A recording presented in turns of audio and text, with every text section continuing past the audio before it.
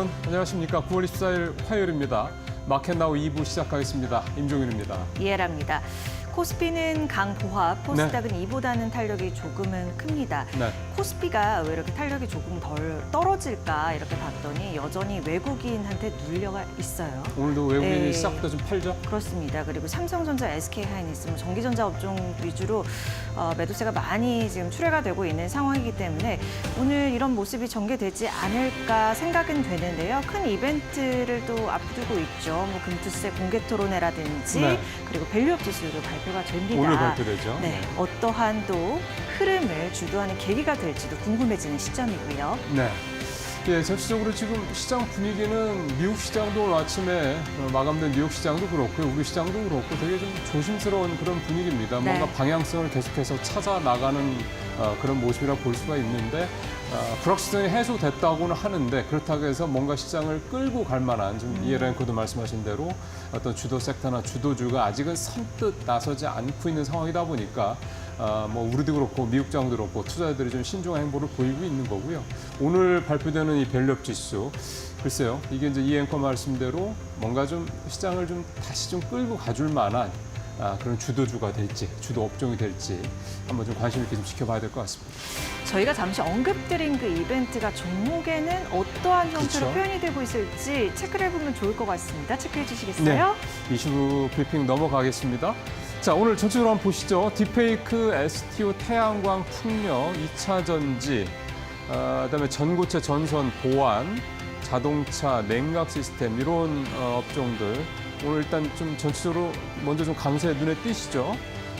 약세는 영풍그룹 어제에 이어서 오늘도 약세입니다. 대신 어제보다는 사이즈가 좀 줄어들었습니다. 해운도 좀 약세고 증권 약세고 제약바이오도 오늘 조금 어제에 이어서 약세 흐름 이어가고 있는 모습인데요. 제약바이오는 보니까 어제 상황도 보면 그 오르는 종목은 또 오르고요. 떨어지는 종목은 좀 떨어지고 그래서 이게 좀 폰조세 이런 모습을 보이고 있습니다. 뭐 지난번처럼 전체적으로 다 업종이 다 강세를 보이는 그런 상황은 좀 아닙니다. 그러니까 제약바이오 같은 경우는 좀 선별적인 어떤 그런 모습들 나타나고 있다는 걸 참고하시면 될 것 같고요. 반도체도 오늘 플러스권이고 전력 설비도 플러스권이고요. 예, 전체적으로 좀 이런 모습. 은행주도 오늘은 플러스로 살짝 좀 돌아서는 그런 모습이 좀 나타나고 있는 상황입니다. 자, 바로 딥페이크부터 좀 들어가도록 하겠습니다.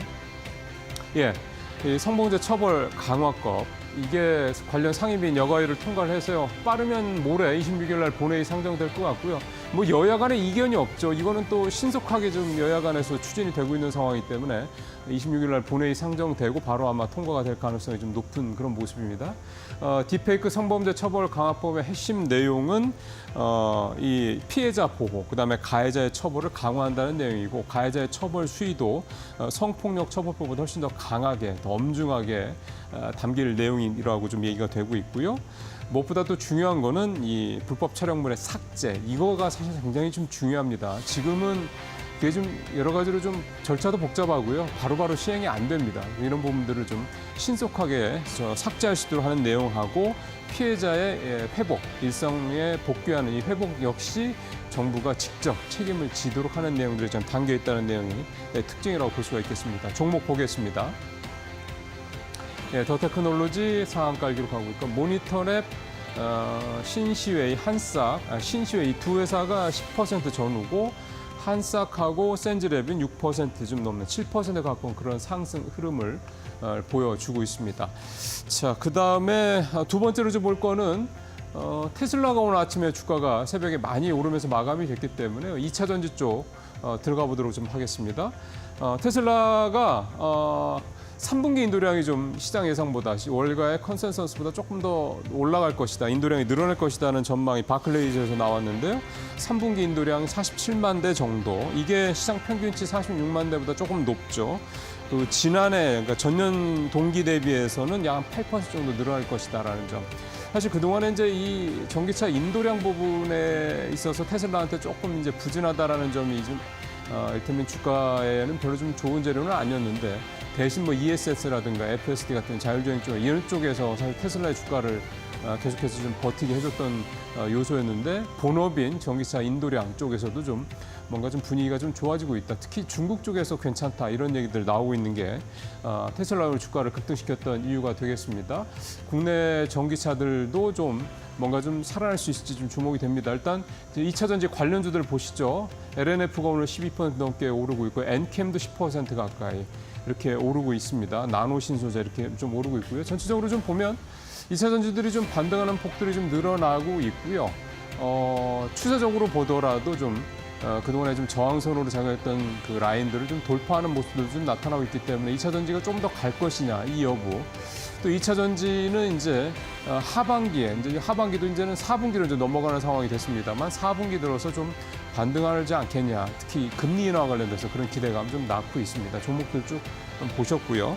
그다음에 다시 좀 넘어가 보겠습니다. STO가 오늘 또 이 토큰 발행 쪽이죠. STO가 오늘 좀 강한 모습을 보이고 있는데요. 법제화를 좀 앞두고 있는 상황인데 전문가들이 한 자리에 모여서 이제 간담회를 한다. 이제 이 내용이 오늘 좀 재료가 되면서 STO 업체들이 전체적으로 다 상승 흐름을 좀 보여주고 있는 그런 모습입니다. 종목들 좀 바로 들어가 보도록 하겠습니다.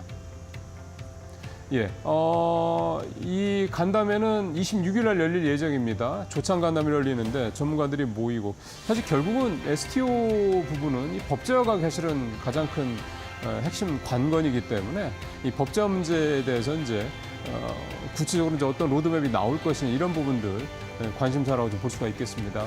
핑거가 23%로 가장 강한 상승을 보여주고 있는데 이 금융 스마트 플랫폼 솔루션 업체입니다. 여기가 좀 강하고 K옥션 이게 이제 STO 관련해서 일단 가장 현재로서는 투자자분들이라든가 일반 국민들께서도 가장 이제 피부에 와닿는 게 미술품 관련된 이 부분이죠. 조학 투자죠. 그러다 보니까 이 옥션 관련주들이 항상 좀 강세를 좀 보이고 있습니다. 그다음에 뱅크웨어 글로벌, 갤럭시아 머니트리, 갤럭시아 SM 이 회사들은 그동안에 계속해서 좀 회자가 됐던 회사들입니다. 오늘 전체적으로 10% 전후에 오늘 강한 흐름들을 좀 보여주고 있는 모습입니다. 마지막으로 하나만 좀 더 볼까요? HBM 관련돼서 하나 좀 보도록 하겠습니다. 오늘 뭐 주가가 아주 뭐 강한 모습을 보이고 있는 건 아니긴 한데 SK하이닉스에서 되게 좀 의미 있는 그런 발표가 있었기 때문에 이 내용을 좀 살펴보도록 하겠습니다.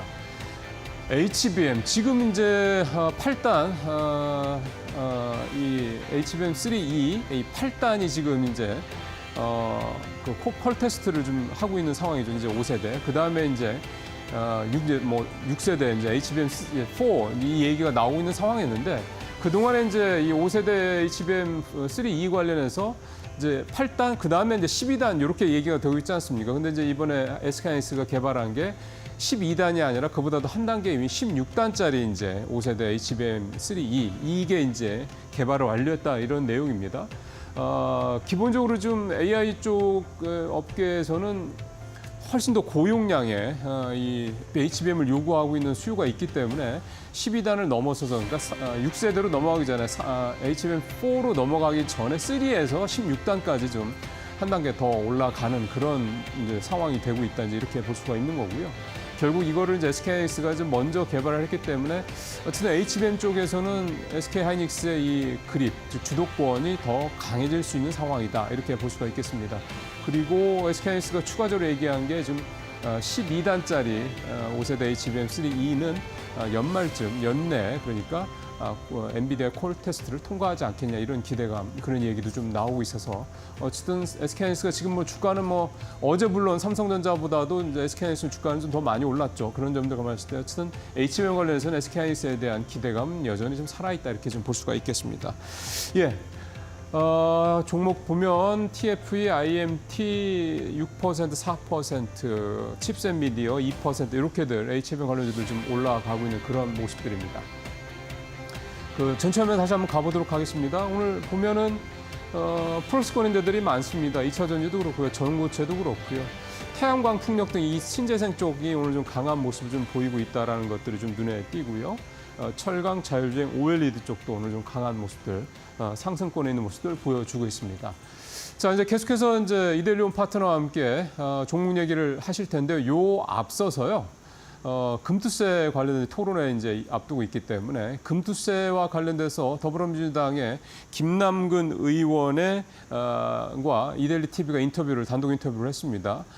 김남근 의원은 이제 민주당 아직 당론이 결정된 건 아니긴 합니다만 금남근 의원은 금투세가 시행이 돼야 된다. 물론 여기에 이제 상법 개정안이 통과된다든가 여러 가지 이제 전제들이 좀 얘기가 있는데요.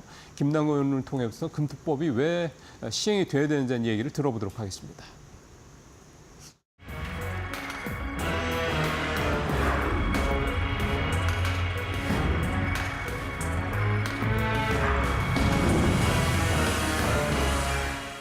네, 금투세 시행 배경에 대해서 먼저 좀 여쭤보도록 하겠습니다. 먼저 금투세 좀 논의를 할 때는 우리 개미 투자자들이 지금 겪고 있는 이 자본시장에 대한 분노와 좌절의 문제를 먼저 얘기를 해야 됩니다. 신산업을 일으킨다고 해서 그 회사에 투자를 했는데 막상 성공하고 나니까 그 신산업은 따로 떼어내가지고 별도 상장을 해버리니까 결국 투자한 모회사는 주가가 크게 하락해가지고 피해를 많이 입고 있습니다. 또 내부에 이미 많은 이익들이 유보되어 있는데도 불구하고 상장 폐지를 해가지고 주식을 휴지 조각으로 만든 경우들도 있고요. 장기 투자한다고 해서 삼성물산과 같은 건실한 기업에 투자를 했는데 갑자기 부당한 합병을 해가지고 주식 가치가 크게 하락한 이런 사례들도 있습니다. 이러다 보니까 이제 개미 투자자들이 많이 좌절하고 분노하고 또 해외로 많이 빠져나가기도 했습니다. 2015년하고 2024년을 비교하면 미국에 빠져나간 미국 주식시장으로 빠져나간 돈들이 한 50배가 늘어났거든요. 그래서 이제 이런 문제를 겪다 보니까 개미 투자자들이 한국 주식시장에서는 제대로 수익을 얻기가 어렵다. 이제 이런 얘기들을 많이 하고 있고 이런 문제를 해결하기 위해서 이제 자본시장 밸류업 정책, 특히 이제 기업의 지배 구조를 투명하게 하기 위한 상법 개정 같은 것들을 요구를 하고 있습니다. 그래서 이제 이런 문제에 대해서 정부하고 국회가 먼저 화답을 해야 되는데 정부와 이제 국회가 그런 상법 개정을 통해서 지배 구조를 개혁하겠다는 그런 의지를 잘 보여주지 않으니까 개미 투자자분들이 특히 이제 그 분노를 이제 금투세 시행으로 이제 이렇게 가고 있는데 먼저 그래서 국회하고 정부가 이번 정기국회에서는 반드시 상법 개정을 통해서 지배구조 개혁하고 그리고 자본시장을 투명하게 만들어서 개미 투자자들이 안심하고 투자할 수 있게 하겠다라는 정책을 이제 시행해야 된다고 생각을 합니다. 또 한편으로는 금투세는 이제 또 다른 자본시장의 이제 개혁의 방법입니다. 그동안 이제 금융 상품별로 어떤 경우는 배당 소득세로 걷고 어떤 경우에는 소득세로 걷고 어떤 경우는 또 증권거래세만 걷고 이러다 보니까 이제 상당히 그 조세 체계가 굉장히 좀 혼란스럽게 되어 있고 굉장히 그 투자에 대한 세금을 어떻게 낼 것인가에 대한 예측이 굉장히 어려운 그런 상황이어서 그런 세금들을 좀 통일적으로 정비하자라는 것들이 이제 금투세의 취지라고 생각합니다. 일부 언론에서는 이걸 자꾸 도입이라고 그러니까 이제 새로운 세금을 추가하는 것처럼 오해를 하고 있는데 이미 내고 있는 주식 양도소득세나 증권거래세나 이런 것들을 이렇게 좀 정비해가는 하나의 조세 정비책이라고 생각하면 될 것으로 보여지고요. 그런 점에서 본다 그러면은 그런 지배구조를 투명하게 해서 개미 투자자들이 안심하게 하는 상법 개정과 같은 그런 개혁과 금투세 시행과 같은 그런 자본시장에 있어서의 조세 체계를 정비하는 개혁들이 동시에 추진될 필요가 있는 것입니다. 네, 그래서 이제 금투세 패키지 보완 입법 이런 부분도 발의가 됐는데 잘 좀 실효성이 있을 거라고 보시는지요? 예를 들면 이제 매 거래마다 그 세금을 이제 원천 징수를 해놓게 되면은 아직 전체적으로는 수익을 본지 손해를 본지가 알 수가 없는데 먼저 걷어놓으니까 좀 불만이 생길 수 있지 않습니까? 그래서 이런 원천 징수 방식이 아니라 1년 동안 이제 걷었던 세금 수익과 손실을 다 계산을 해가지고 그 수익이 난 경우에 이제 과세를 하도록 하는 이제 나중에 확정 신고 제도와 같은 제도로 이제 그 조세를 걷는 방식들을 변경한다라든가 이런 부분들은 이제 보완할 필요가 있다고 생각을 합니다. 유예되면은 문제가 어떤 점이 발생할까요? 그래서 지금 이제 증권거래세를 계속 이제 줄여오고 이 금융투자소득세로 이제 이걸 이렇게 대체해 나가는 과정이 있는데 이걸 유예해버리게 되면 이제 다시 그걸 다 조정해야 되는 문제가 생길 수가 있거든요. 또 세계적으로 이런 그 손실이 나도 세금을 내는 거래세 방식보다는 이제 수익이 났을 때 그 수익에 대해서 세금을 물리는 그 금융투자 소득세 방식으로 다 이렇게 재편이 되고 있기 때문에 그런 세계적인 추세에 맞추기 위해서라도 우리도 그런 증권 거래세 방식보다는 금융투자 소득세 방향으로 가야 된다고 생각합니다.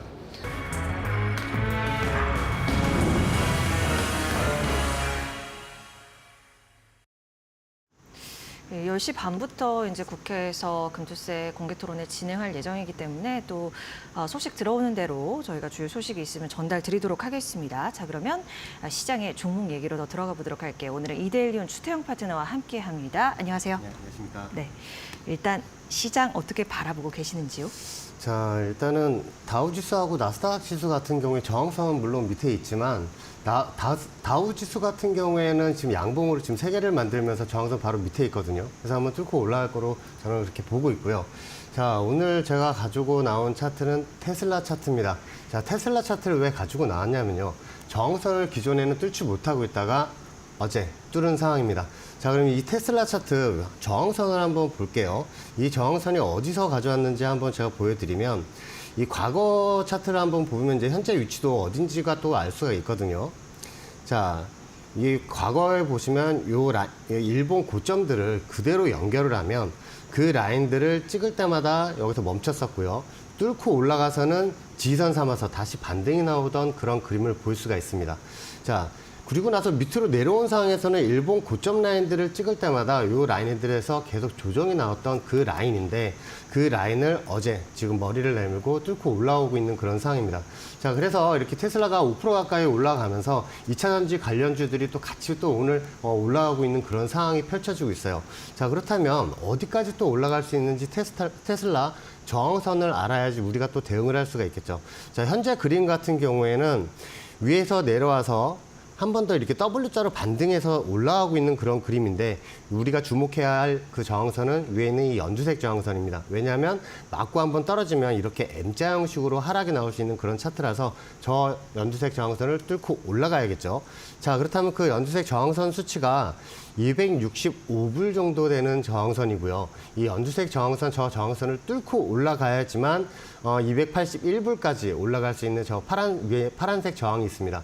자, 281불까지 올라갈 수 있는 그런 상황이 펼쳐지기 때문에 이 테슬라 차트 저항선을 한번 뚫었기 때문에 위에 있는 저항선까지 한 번 더 올라갈 수 있는 그런 차트로 보시고 2차 전지주들은 위에 있는 저항선들을 찍을 때까지 한번 같이 또 올라갈 수 있는 그런 상황이 펼쳐지지 않을까 그렇게 생각을 하고 있습니다. 네, 테슬라 차트 통해서 국내 2차 전지 관련 종목들의 흐름을 좀 예측을 해볼 수 있다 이런 이야기를 지속적으로 좀 해주고 있는데요.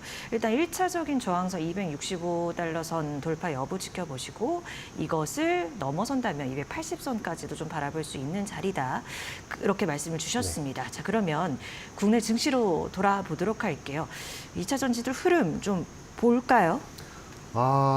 저 에코프로를 먼저 한번 말씀드리려고 하는데요. 네. 자, 테슬라가 윗정선까지 올라가게 될 경우 2차전지 관련주들, 특히 에코프로나 에코프로 BM, 퍼스코홀딩스 같은 그 2차전지 관련주들 있죠. 자, 그 관련주들을 제가 오늘 쭉 보니까 저항선을 지금 뚫고 올라오고 있는 그런 상황인 종목들이 아주 많습니다. 자, 그렇다면 위에 있는 저항선까지 올라가게 된다면 에코프로는 어디까지 또 올라갈 수가 있고 그 위에 있는 저항선이 어디에 있는지를 알면 우리 그 투자자 입장에선 대응하기가 아주 편하겠죠. 자, 그렇다면 제가 에코프로 그래프를 보면서 위에 있는 저항선이 어디 있는지도 한번 더 알려드리면서 대응 전략도 한번 짜드리도록 하겠습니다. 자, 현재 10.27% 이상 올라가고 있는 그런 상황이고요. 위에 있는 이 빨간색 저항선이 있지만 이건 단기 저항선으로 작용을 할 수가 있고 자, 테슬라가 281불까지 올라가게 된다면 에코프로나 이런 관련주들도 같이 올라가게 되겠죠. 자, 위에 있는 저항선 라인 같은 경우에 10만 500원에 형성이 되어 있습니다. 이 연두색 저항선, 저 저항선을 왜 우리가 잘 보면서 대응을 해야 하냐면 이 라인들 같은 경우에 제가 과거 히스토리 차트를 보면서 한번 말씀을 드릴게요. 자, 일본 고점상 라인들 그대로 연결을 하면 그 라인들을 찍을 때마다 조정이 나오던 구간이 계속 연동이 되는 라인이 있습니다.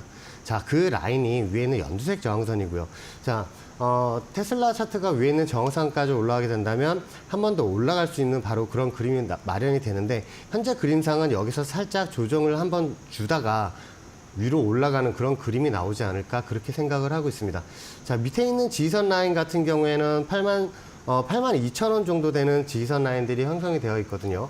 자, 그 라인들 혹시나 조정이까지 오게 된다면 한번 매수를 잡아서 한번 대응을 하셔도 될 것 같고요. 자, 이 종목 같은 경우에는 에코프로 같은 경우에 목표치는 105,000원을 일단 1차적으로 보시면서 대응을 하시면 되겠습니다. 자, 그러면 관심을 많이 가지고 계시는 에코프로 BM도 한번 보면서 알려드릴게요. 자, 에코프로 BM입니다. 이 에코프로 BM 차트를 보시면 저항선을 지금 뚫은 게 보이실 거예요. 자, 최근 라인들도 요 저항선들을 찍을 때마다 양봉으로 찍고 나서 음봉으로 다시 하락을 하면서 밑에 있는 추세 지지선 라인들까지 내려오던 그런 그림이 보이는데요. 자, 밑에 있는 지지선 라인들 같은 경우에는 과거 일봉 저점 라인과 그대로 연동이 되던 그 라인들을 또 한번 지지를 하고 반등이 나왔던 그런 그림을 또 보실 수가 있습니다. 자, 현재 구간에서는 연두색 저항선을 뚫고 올라간 시점이기 때문에 조정이 나와도 요 밑에, 바로 밑에 있는 뚫은 이 연두색 저항선은 이제 지지선으로 작용이 되기 때문에 그 라인을 지지를 하고 다시 올라가서 이 파란색 저항선까지 한 번 더 올라갈 수 있는 그런 그림이 펼쳐지는데, 이 파란색 저항선 같은 경우에는 올해 들어서 한 번도 뚫은 적이 없습니다.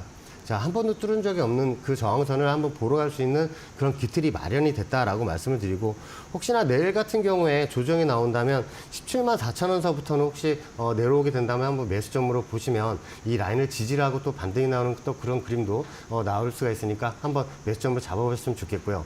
자, 위에 있는 저항선 같은 경우에 내일자가 되면 209,800원 정도 되는 저항선이 형성이 되어 있습니다. 자, 올해 들어서 한 번도 못 뚫었던 그 저항선이에요. 여기 보시면 이날도 마찬가지죠. 3월 27일도 저항선을 또 찍고 나서 계속 빠지던 그림이니까 일단은 위에 있는 저항선 라인, 파란색 저항선 21만원 선 저항선을 한번 찍었을 경우에는 물량을 하나 50% 정도 덜어내시고 이렇게 대응을 하시는 게 어떨까 합니다. 자, 또 다른 종목을 하나 볼게요. 삼성 SDI입니다. 자, 이 삼성 SDI 같은 경우에 제가 마켓나이 2부에 나와서 한번 또 매수도 드렸고, 2027년도서부터 전고체를 이제 만들어서 이제 보급을 한다는 그런 계획을 가지고 있죠. 삼성 SDI 같은 경우에는 주목을 해서 보셔야 되는 그 라인이 밑에 있는 이 파란색 지지선인데요. 이 지지선 라인들 같은 경우에 과거 히스토리를 보면 계속 연동이 되어 오던 라인입니다. 이 라인 밑에서는 저항을 삼아서 내려왔었는데 다시 뚫고 올라간 그림이니까 밑에 있는 라인이 지지선으로 형성이 될 거고요. 자, 현재 그림 같은 경우에는 단기 역회된 숄더를 그리고 있습니다. 아랫머리가 지금 완성이 된 상황이고요. 자, 그리고 오른쪽으로 기면서 역회된 숄더 오른쪽 어깨를 만들고 나서 한 번 더 반등이 나올 경우에 위에 있는 50만 원대 있는 저항선까지 달려갈 수 있는 그런 그림이 마련이 됐다라고 말씀을 드리고 싶습니다. 자, 그래서 신규로 매수를 잡으실 분들은 좀 조정이 나왔을 때 매수를 잡으시는 게 좋을 것 같고요. 밑에 36만 원서부터는 한번 매수를 잡으셔도 되지 않을까 그렇게 생각을 합니다. 이유가 뭐냐면 오른쪽 역회된 숄더 오른쪽 어깨 라인이기 때문이고요. 자, 8라인을 만들러 위로 올라가게 될 경우 위에 있는 저항선 라인까지 올라갈 수 있는데, 자, 그 수치가 51만 6천 원 정도 되는 그 라인이니까 저 위에 라인을 보시면서 한번 대응을 한번 해보셨으면 좋겠습니다. 자, 다른 종목을 하나 볼게요. 여러분들도 많이 관심을 갖고 계시는 포스코 홀딩스입니다.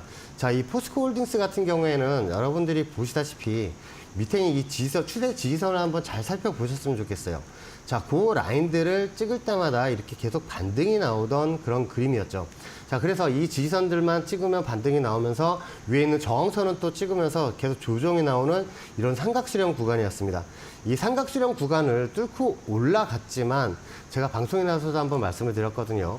자, 위에는 이 파란색 저항선을 또 찍었는데 이거 찍고 조정이 한번 나올 수 있다라고도 말씀을 드렸습니다. 자, 거기에서 조정이 나와서 삼각수렴 구간을 형성을 한 후에 지금 위에 있는 저항선을 뚫고 올라간 그림인데, 자, 현재 그림을 한번 말씀을 드릴게요.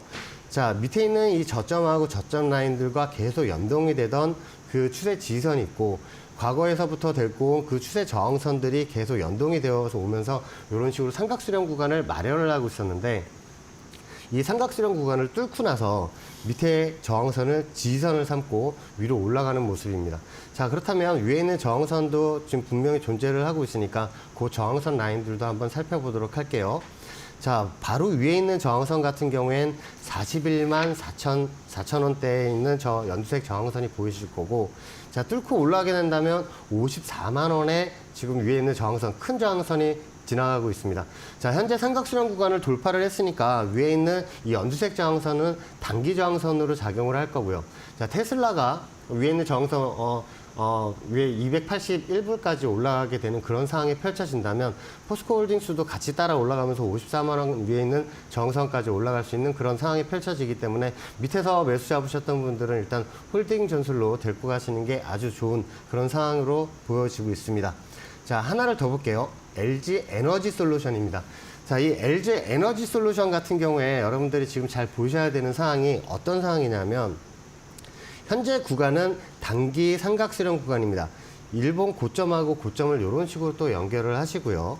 자, 밑에 있는 저점하고 저점들을 이렇게 연결을 하시면 단기 삼각수렴 구간이 형성이 되어 있고 이 라인을 뚫고 올라가게 될 경우, 자, 오늘 고점도 지금 딱 저항선을 찍고 살짝 조정이 나오는 모습을 지금 보시고 계실 거예요. 자, 그렇다면 이 저항선을 뚫어야 되는 저항선으로 보시고 대응을 하셔야 되고요. 자, 뚫고 올라가야 된다면 위에 있는 저항선 라인이 1차 저항선이 44만 4천 원 정도 되는 저항선이 하나 포진해 있습니다. 그리고 그 위에 있는 저항선도 47만 3천 원 저항선들이 형성이 되어 있는데 이 그래프를 한번 줄여서 한번 볼게요.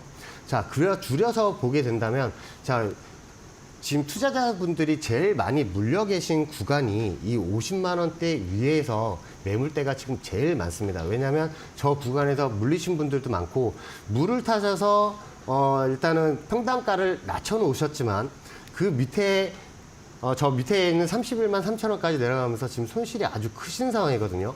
자, 그렇다면 여러분들의 본전 50만 원 위에서 물리신 분들은 어느 저항선을 뚫어야 위로 올라갈 수 있는지도 한번 제가 보여드리겠습니다. 자, 위에 이 지금 삼각수렴 구간을 뚫고 올라가게 된다면 위에 있는 이 빨간색 추세선이 보이실 거예요. 과거에서부터 보시면 저항선으로 작용을 했고 지지선으로 작용을 했던 그 라인들인데 한번 지지선으로 작용을 했다가 이 파란색 추세 지지선들을 깨지면서 내려오면서 저항선으로 작용된 라인은 밑에 있는 이 파란색 저항선, 아까 좀 전에도 한번 말씀을 드렸고요. 자, 위에 있는 이 빨간색 추세 저항선을 뚫고 올라가야지 다시 60만 원까지 올라갈 수 있는 LG 에너지 솔루션의 모습을 보고 계십니다. 자, 그러면 뚫어야 되는 이 저항선 가격 알려드릴게요. 47만 4천 원입니다. 이 47만 4천 원 라인을 뚫어야 위에 있는 60만 원 저항선까지 다시 달려가면서 여러분들 평단가까지 다시 갈 수가 있겠죠. 자, 그렇다면 이런 생각을 하실 거예요. 지금 이 구간에서 그럼 물을 타도 되냐라고 말씀을 하시는데 물 타는 거는 저는 반대고요. 자, 뚫고 올라가게 된다면 일단은 수량을 좀 줄이셔야 되는 라인이 파란색 저항선 44만 4천 원서부터는 수량을 점점점 줄이시면서 가시다가 위에 있는 이 빨간색 저항선, 이 저항선 위에 있는 저항선 있죠? 이 저항선을 넘고 나서 조정 시에 다시 지지하는 그림이 보인다면 현재 밑에서 한번 물량을 덜어낸 물량만큼 다시 담아서 데리고 가는 그런 전술이 아주 필요한 그런 시점입니다. 자, 그래서 제일 중요한 것 지금 아래 삼각수렴 구간을 지금 형성을 하고 있다고 말씀을 드렸는데 요 구간을 오늘자 고점이에요. 오늘자 고점을 뚫고 올라가야지 위에 있는 저항선까지 다시 달려갈 수 있기 때문에 이 점을 꼭 참고를 하셔서 대응을 하셨으면 좋겠습니다. 그리고 테슬라 차트 꼭 같이 보셔야 돼요. 테슬라가 올라간다면 같이 이 2차전지 관련주들 같이 올라갈 수 있으니까 꼭 저항선까지 올라가는지 확인하시고 저항선을 찍고 빠진 다음에 2차전지도 같이 조정이 나올 수 있으니까 그 점도 생각을 하셔서 대응을 하시면 좋겠습니다. 네. 테슬라 차트 꼭 같이 봐야 된다고 다시 한번 강조를 했습니다. 일단 이 2차 전지 관련주들 우리가 쭉 살펴봤는데 상승의 여력을 예상하고 각 종목별 이제 가격적인 전략을 제시를 했습니다.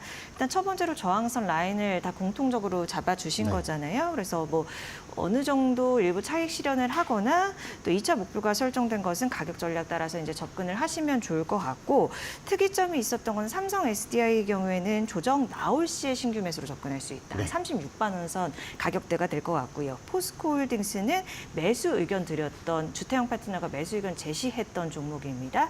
홀딩 전략 그리고 LG 에너지 솔루션은 이 47만 4천 원 선 돌파 이거 굉장히 중요할 것 같아요. 이것을 넘어서면 60만 원 선 좀 돌파할 수 있는 그리고 다시 한번 갈 수 있는 그런 자리로 보이니까요. 이 가격대가 굉장히 중요할 것 같네요. 물량을 아주 섣불리 중요한 늘리지는 않는 것이 중요할 것 같고요. 이렇게 2차 전지 관련주 우리가 쭉 살펴봤습니다. 살펴봤습니다. 자, 그러면 오늘 장에서요. 코스닥 쪽이 여전히 탄력이 좀 좋습니다. 네네. 어떠한 전략으로 어떤 종목을 바라보면 좋을지요?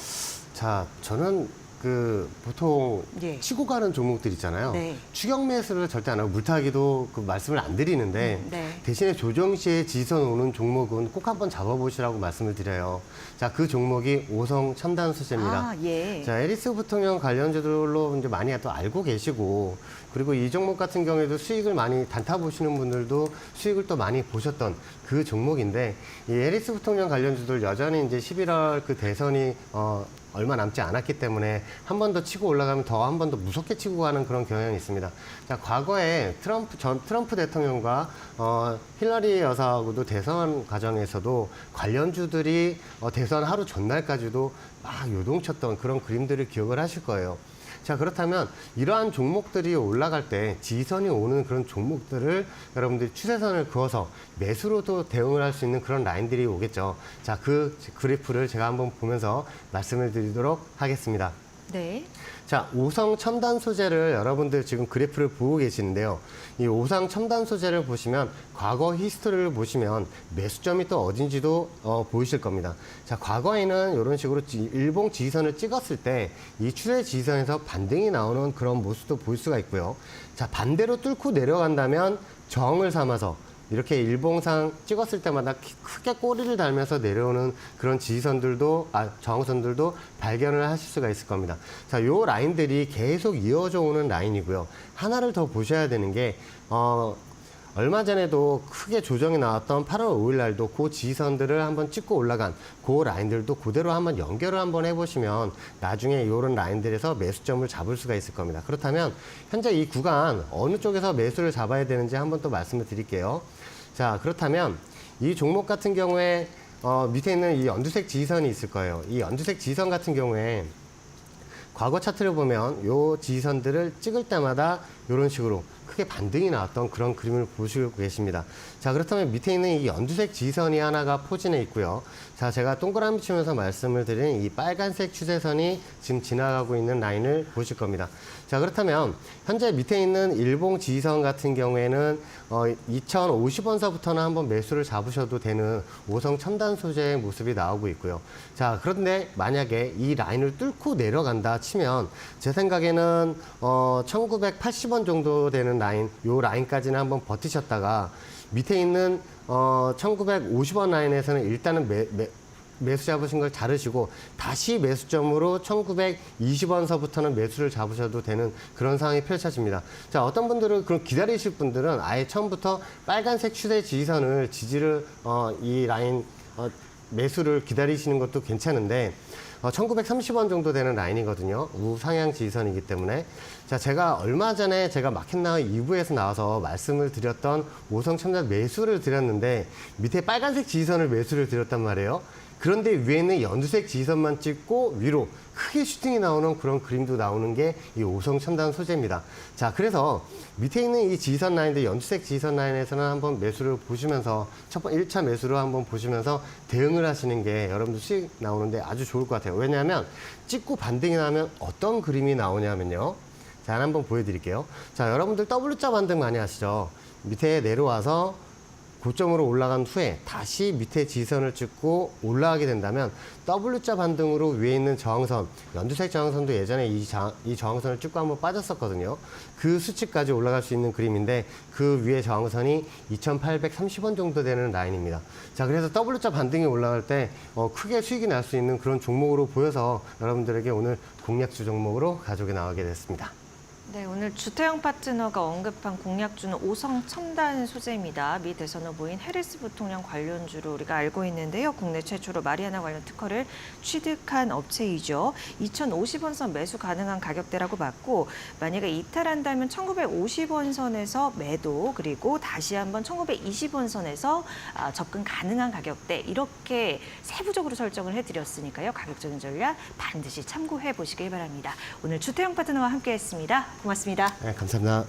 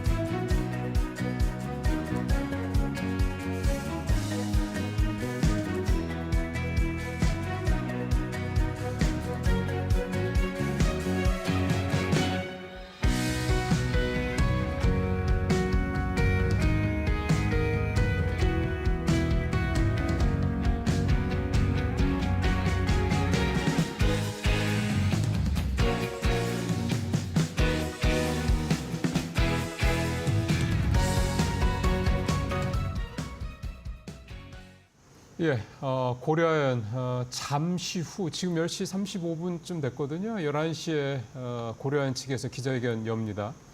여기서 여러 가지 뭐 전략들이 나올 것으로 예상은 되는데 저희가 좀 그거에 앞서서 그동안 이제 MBK 측에서 주장했던 내용들, 그에 대한 고려아연의 반박 내용들 등등을 중심으로 실체성 있는지에 대한 얘기를 오늘 마케팅 센터장으로 계시는 권세현 기자 모시고 얘기를 좀 하나하나 들어보도록 하겠습니다. 자, 권 기자님 어서 오십시오. 네, 안녕하세요. 뭐 굉장히 양쪽의 그 홍보 담당이나 IR 담당 뭐 이런 분들은 요즘에 거의 잠을 못 주무실 것 같아요. 주말에도 뭐 계속해서 자료를 내고 좀 그런 공방이 정말 치열하게 계속되고 있더군요. 네, 뭐 하루에 한두 건씩은 꼭 내는 것 같아요. 그러니까요. 이쪽이 보도 자료를 내면 반박 자료를 또 이쪽에서 내고 그렇죠, 그렇죠. 거기에 대한 반박 자료를 또 이쪽에서 내고 이런 식으로 계속 이제 치고받고 하는 싸움을 하고 있는데 뭐 기자간담회도 줄줄이 하고 있습니다. 추석 끝나고 나자마자 그 MBK가 기자간담회를 했었잖아요. 그렇죠. 그래서 여러 가지를 지적을 했었는데 뭐 MBK하고 영풍은 언론사를 직접 방문해서 그 재무제표에 대한 설명도 좀 하고 아, 뭐 그 정도까지예요? 네. 그리고 오늘 이제 고려아연이 이 사태가 벌어진 이후에 처음으로 기자간담회를 맞아요. 열었는데 네. 뭐 그 전에 9시쯤에 또 MBK가 입장문을 내서 그동안에 MBK에 대해서 지적됐던 여러 부분에 대해서 한 5가지로 정리를 해서 입장문을 냈거든요. 일단 뭐 사람이 중요하다. 이제 안 자르겠다는 거죠. 그리고 신성장 사업 지지한다. 그러니까 계속 고려아연에서는 만약에 MBK가 이수를 하게 되면 신성장 사업 이거 다 좌초되는 거 아니냐라는 이제 의문을 제기했기 때문에 그거 중요하다. 계속 할 거다. 네. 그리고 이제 지역사회에 협력하겠다. 워낙에 이제 울산 쪽에 뭐 국회의원이나 뭐 시장이나 이런 분들이 많이 이제 들고 일어났었잖아요. 아니다. 지역사회와 협력할 거다. 뭐 그리고 협력사, 고객사 중요하다. 이것도 협력사가 어제 성명서를 또 냈었잖아요. 만약에 품질 저하가 좀 우려된다. MBK가 이수하면 거기 달래기 예. 용이고 뭐 고려아연 국가기관사는 맞다. 그리고 주지 환원 할 거다. 뭐 이렇게 5가지로 다짐 같은 걸 좀 냈는데 뭐 공개매수 선언 초반에 제기됐던 여러 가지 문제들 중에서 뭐 예를 들어 MBK가 중국계 자본이라서 중국으로의 기술 유출 우려된다. 이런 것들은 조금 오해가 풀리고 맞아요. 좀 잠잠해지는 분위기긴 한데 이후에도 여러 가지 쟁점이 계속 나오고 있는 것 같아요. 근데 제가 이제 크게 3가지로 정리를 해보면 고려아연에 대한 재무에 대한 평가를 어떻게 할 것이냐. 네. 그리고 이사회 역할에 대한 이제 입장이 좀 엇갈리고 있고 네. 이제 최씨 일가가 우호 지분을 확보를 해야 되는데 이제 최씨 일가의 이제 최은범 회장이 막 여러 군데를 만나고 다니고 뭐 보도도 나오고 있잖아요. 이런 거에서 매번 이제 MBK가 거기는 안 될 거야, 거기는 뭐가 문제가 있어 이런 식으로 반박하는 게 계속 이어지고 있습니다. 사실은 근데 다양한데요. 제일 중요한 거는 네. 이제 많은 분들이 사실 조금 어려워하시는 부분은 양측의 네. 입장이 첨예하게 엇갈리는 이 재무 제표 그쵸. 문제, 재무 그쵸. 안정성 문제. 네. 왜냐하면 MBK 측에서는 최 회장이 취임하고 난 이후에 계속해서 수익성이 떨어지고 부채가 늘어났다 이런 부분들, 네네. 부채가 늘어난 이유는 여러 가지가 있습니다만 그런 네. 부분들 얘기를 하고 있기 때문에 일단 우리 시청자분들께서 제일 좀 혼란스러워하시는 네. 이 재무제표 문제 이 부분부터 좀 한번 좀 짚어보죠. 이거 어떻게 보고 계세요? 그러니까 MBK가 기자간담회를 했을 때 뭐 영풍하고 MBK가 경유권을 가져와야 된다라고 이제 제시했던 논리 중에 하나가 이렇게 가다가는 고려아연의 부채가 너무 과도해질 거다. 그게 굉장히 우려스럽다라는 거였거든요. 그렇죠. 그래서 MBK가 제시했던 이제 수치들 중에 2019년에 고려아연의 순현금 규모가 2조 5천억 원이었는데 올해 예정된 현금 지출을 다 했을 경우에 연말에는 이게 마이너스 440억 원, 그러니까 순부채로 전환될 예정이다라고 얘기를 한 거예요. 그러니까 이제 기업이 현금 및 현금성 자산을 갖고 있고 또 이제 부채를 갖고 있잖아요. 근데 네. 이 부채를 지금 갖고 있는 현금으로 다 갚을 수 있느냐에 이제 이 그렇죠. 능력을 보는 건데 네. 지금은 그러니까 2019년에만 해도 갚고도 한참 남았는데 올해 여기저기 투자한 것들을 다 지출하고 나면 그러면 이 현금으로 빚을 갚고도 좀 모자라는 상태가 될 거다. 이게 굉장히 우려스러운, 그러니까 부채가 더 많아지는 상황이 될 거다라고 지적을 했는데 뭐래요, 고려아연은? 고려아연은 바로 반박자료를 냈죠. 그러니까 이거 굉장히 네. 민감한 문제니까. 아니다. 연말에 순차입금 상태가 되지는 않을 거다라고 이제 얘기를 하는데 MBK가 이제 현금성 자산을 계산을 할 때 빠르게 현금화할 수 있는 단기 유동 자산들을 자산과? 빼고 계산한 거다. 악의적으로 이렇게 이제 얘기를 했어요.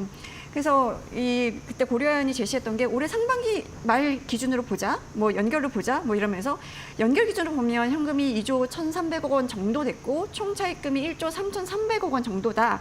그러니까 차입금을 전부 갖고 있는 돈으로 상환을 해도 8천억 원 가까운 현금이 더 있는데 무슨 말이냐 이렇게 이제 반박을 했습니다. 근데 어쨌든 2조 5천억 원에서 줄긴 많이 준 건 사실이네. 그렇죠. 근데 이제 여기에 또 MBK가 반박자를 내서 얘기한 게 뭐냐면 그거는 6월 말 기준이고 지금 연말까지 이제 들어갈 돈이 일단 올해 하반기에 호주 풍력 발전소하고 이제 캐터맨 투자가 그러니까 인수하면서 이제 잔금을 치러야 되잖아요. 네네네. 그 잔금 내야 되고 중간 배당으로 이제 배당금 나가야 되고 올해 3월부터 자사주 매입했는데 자사주 매입하겠다고 한 금액이 5,500억 원 정도 되니까 그 자사주 매입 계속하면 뭐 현금 모자르는 거잖아. 약간 이런 식으로 좀 반박을 했어요. 근데 일단 이제 MBK 파트너스 입장에서는 최윤범 회장이 고려아연 대표로 취임한 게 2019년인데 예.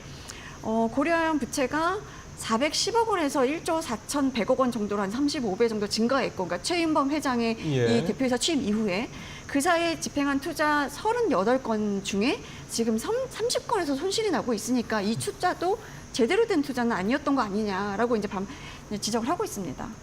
고려아연 부채가 410억이었던 게 1조 4천억까지 35배가 늘었다. 그다음에 투자를 굉장히 열심히 한 거는 알겠는데 38건 중에 30건 손실하고 있으니까 이거 다 투자 잘못하고 있는 거 아니냐. 그러니까 결국 전체적으로 이제 이런 식으로 가면은 최 회장 체제에서는 고려아연의 이런 재무 상황이 계속해서 악화될 수밖에 없다. 그런 그러니 논리였습니다. 갈자. 네, 그런 거죠. 논리였습니다. 그러면 이제 지금부터 냉정하게 좀 한번 살펴보죠. 부채.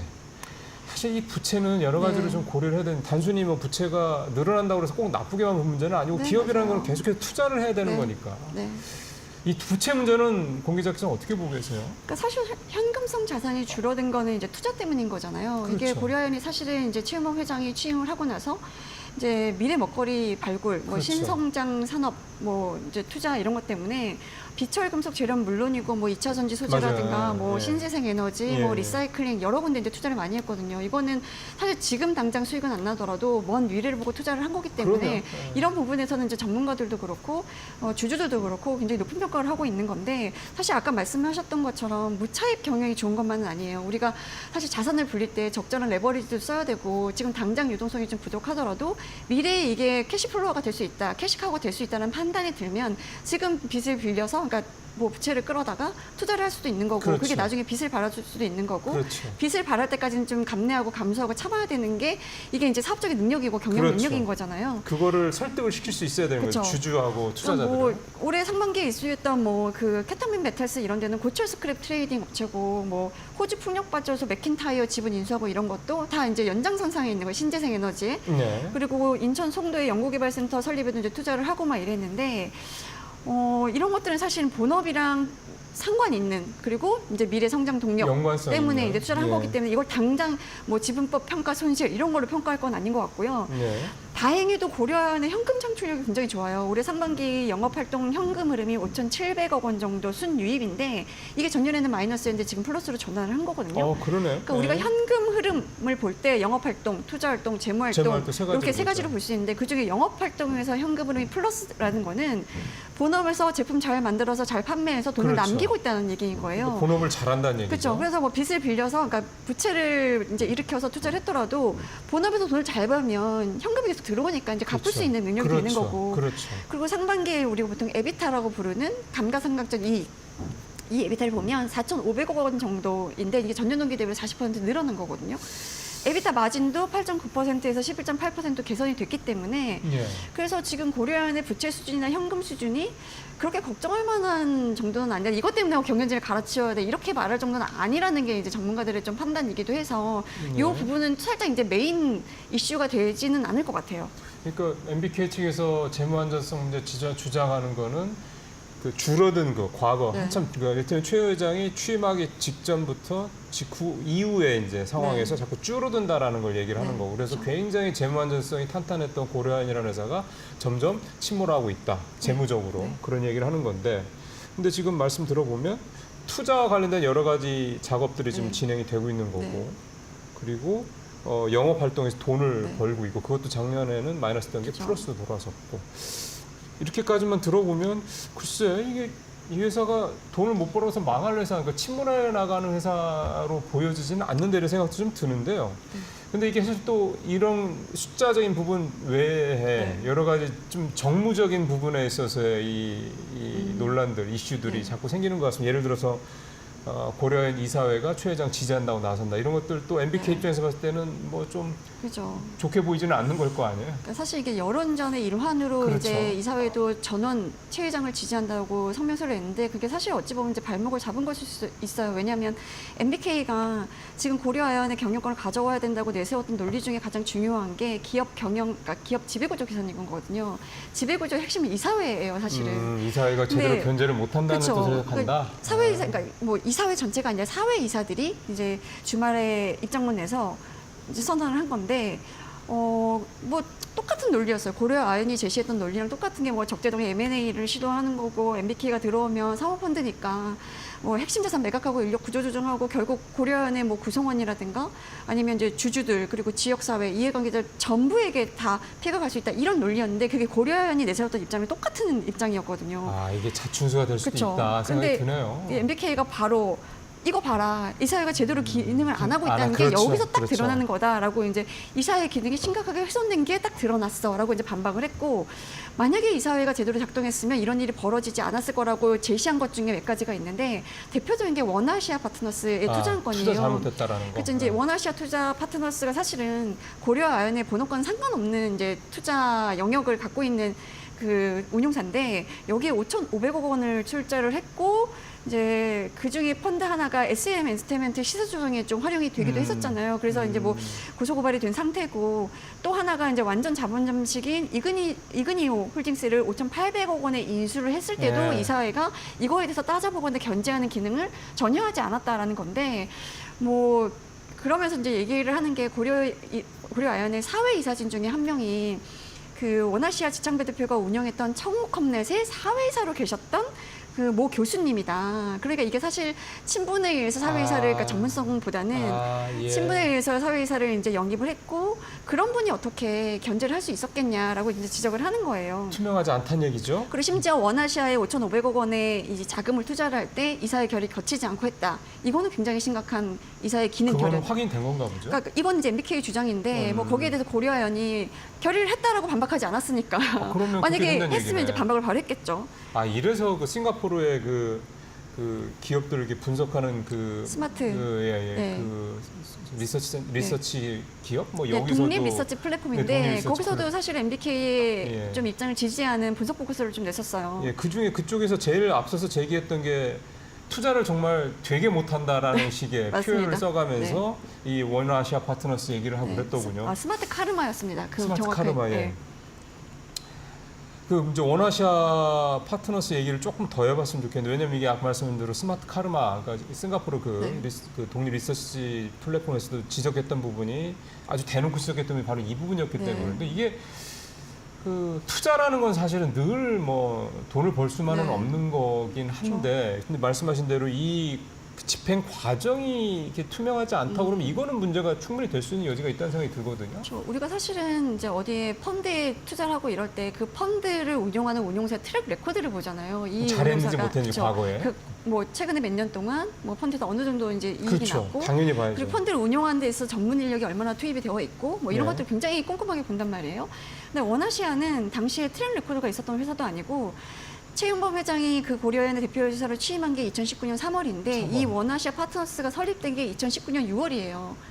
그러니까 이 신생업체에 투자를 한 거죠. 트랙 레코드가 없는. 네. 근데 원아시아가 운영한 8개 펀드의 출자금 대부분이 이제 고려아연에서 자금을 댄 거고 그 8개 펀드 중에 지금 4개 투자권에서 손상차손이 발생했다는 게 지금 MBK의 주장인 건데 손상차손이라는 거는 투자에서 손실이 났다는 실패를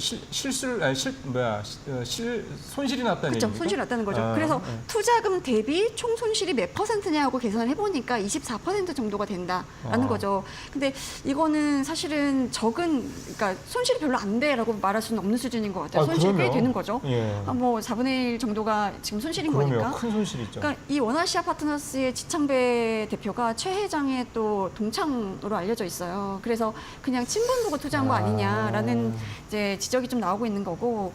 그리고 이그니 홀딩스에 투자를 할 때도 뭐 이사회에 이제 이걸 투자를 할 때 이게 5천억이 넘는 돈을 투자를 하는데 이사회에 이 회사는 어떤 회사고 이 회사에 투자함으로써 우리가 어떤 거를 얻을 수 있고 뭐 어떻게 가치 평가가 돼 있고 이런 것들을 이사회에 전혀 보고를 하지 않았다고 합니다. 근데 그러니까 그 영풍그룹의 지금 장영진 고문, 예. 장실가의 장영진 예. 고문이나 영풍 측에서도 이거를 좀 달라라고 그 요청을 당시에? 했는데 그게 이제 묵살이 됐다라는 게 이 장영진 고문의 주장인 거예요. 2019년 당시에 그쵸, 투자한다고 그러니까 했을 때. 투자한다고 했을 때. 근데 영풍은 사실 이 지금 고려아연의 최대 주주인 거잖아요. 그러니까요. 그리고 장영진 고문은 고려아연에 지금 현재 기타 비상무 이사로 등재가 되어 있어요. 그러니까 이사의 구성원 중에 일부인 거고. 그러니까 요구를 할 수 있는 요구할 수 위치에 있다는 있는데 얘기죠. 요구를 했으나 이제 묵살이 묵살됐다. 됐다라는 게 이제 이 영풍의 주장인 거고. 네. 그러니까 뭐 아까 말씀하셨던 것처럼 회사가 뭐 본업과 상관없는 분야에도 투자할 만하다. 여기서 만약에 투자 이익을 좀 얻을 수 있을 것 같다라고 한다면 투자를 할 수도 있어요. 근데 이게 투자를 하기 전에 굉장히 꼼꼼하게 분석을 하고 거기에 이 트랙 레코드나 이것도 봐야 되고 그래서 어떠한 근거로 투자를 하기로 했다라고 이런 게 근거 자료들이 좀 있어야 되는데 지금 이 투자에서는 친문 때문이 아니냐라고 생각하기에 너무 충분한 정황상 증거가 있기 때문에 이렇게 투자하는데도 이사회가 전혀 목소리를 내지 않았거나 그렇죠. 이랬다고 하면 이사회에 조금 문제가 있는 거 아니냐라는 게 MBK의 문제 제기인 거죠. 그 사실 이사회 특히 사회이사들이 뭐 거수기 역할을 한다라는 거는 뭐 우리는 고질적인 그런 얘기입니다. 근데 고려아연 사태에서도 그 문제가 다시 한번 불거지긴 했었는데 지금 어쨌든 중요한 거는 뭔가 최 회장과 관련된 사람들, 뭐 동창이 됐든 뭐 누구 지인이 됐든 이런 사람들이 지금 MBK에서 아주 뼈아프게 지적하고 있는 원아시아 파트너, 네. 이 원아시아 펀드 관련된 투자 관련된 부분에 있다라는 거. 그거에 대해서 고려아연 측에서 최 회장 측에서 아주 뭐 명확하게 어떤 근거를 들이대면서 반박을 못 하고 있다라는 거. 이 부분은 굉장히 뼈아픈 어떤 지적사항이라는 거는 좀 권 기자 말씀 들어보니까 확인이 좀 된다고 볼 수가 있겠고요. 그 다음에 지금 뭐 대항 공개 매수를 뭐 하냐 마냐 뭐 얘기가 되고 있습니다. 그거를 이제 뭐 빠르면 뭐 오늘부터 시작인데 빠르면 늦어도 26일까지는 이제 네, 그 맞아요. 변경 신청서를 이제 영풍 측에서 내면 된다 얘기를 하고 있긴 한데 공개 그- 매수 상향. 그렇죠. 상향을 네. 하는 부분 관련해서. 네.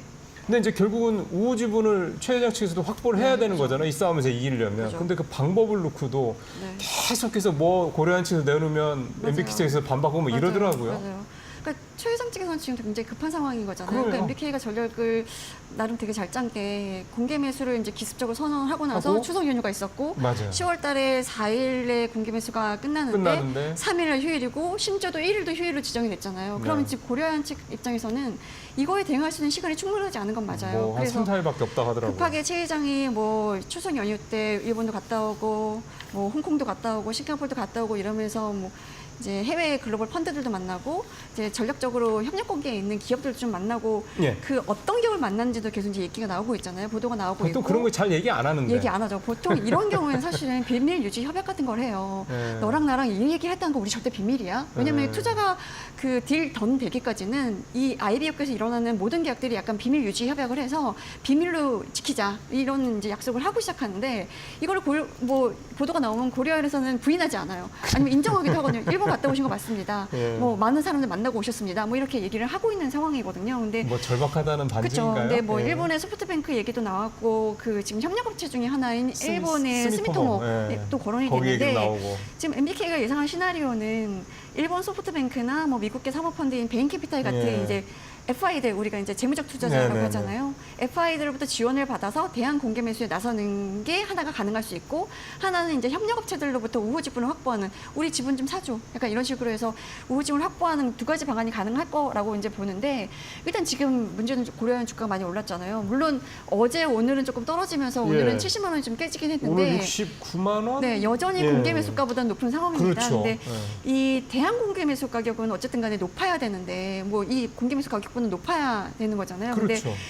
보통 이제 이런 경유권 분양이 끝나고 이제 마무리가 되면 주가는 조금 그건 떨어지기 떨어져요, 마련이거든요. 당연히. 예. 그렇다면 FI들 입장에서는 최 회장 편에서 이 지분을 사기가 굉장히 부담스러운 거예요. 그러면 나중에 주가가 떨어지면 손실을 날 건데. 근데 그렇게 손실을 보존해 줄게라는 그런 뭔가가. 계약을. 근데 그러기에는 아. 최은범 회장의 재무적 여력이 조금 충분하지 않은 상황이고. 그렇죠. 자기 지분도 1.8%밖에 안 됐대요. 그렇죠. 보니까. 그리고 그 FI들이 만약에 이런 투자 결정을 하려면 여러 가지 절차를 거쳐야 되는데 그 내부에서도 투자심의위원회 이런 것들을 굉장히 꼼꼼하게 엽니다. 그래서 아. 평가를 합니다. 근데 그러기에 지금 시간이 너무 시간이 없는 거예요. 너무 촉박하구나. 그렇죠. 그리고 이제 그 한 가지 그러니까 일본 스미토모 같은 데들이 우호 지분을 만약에 이제 확보를 해준다고 치면 뭐 협력업체가 우호 지분을 확보하는 거는 나쁜 방법은 아닌데 문제는 여기도 또 높은 가격에 지분을 사야 된단 말이에요.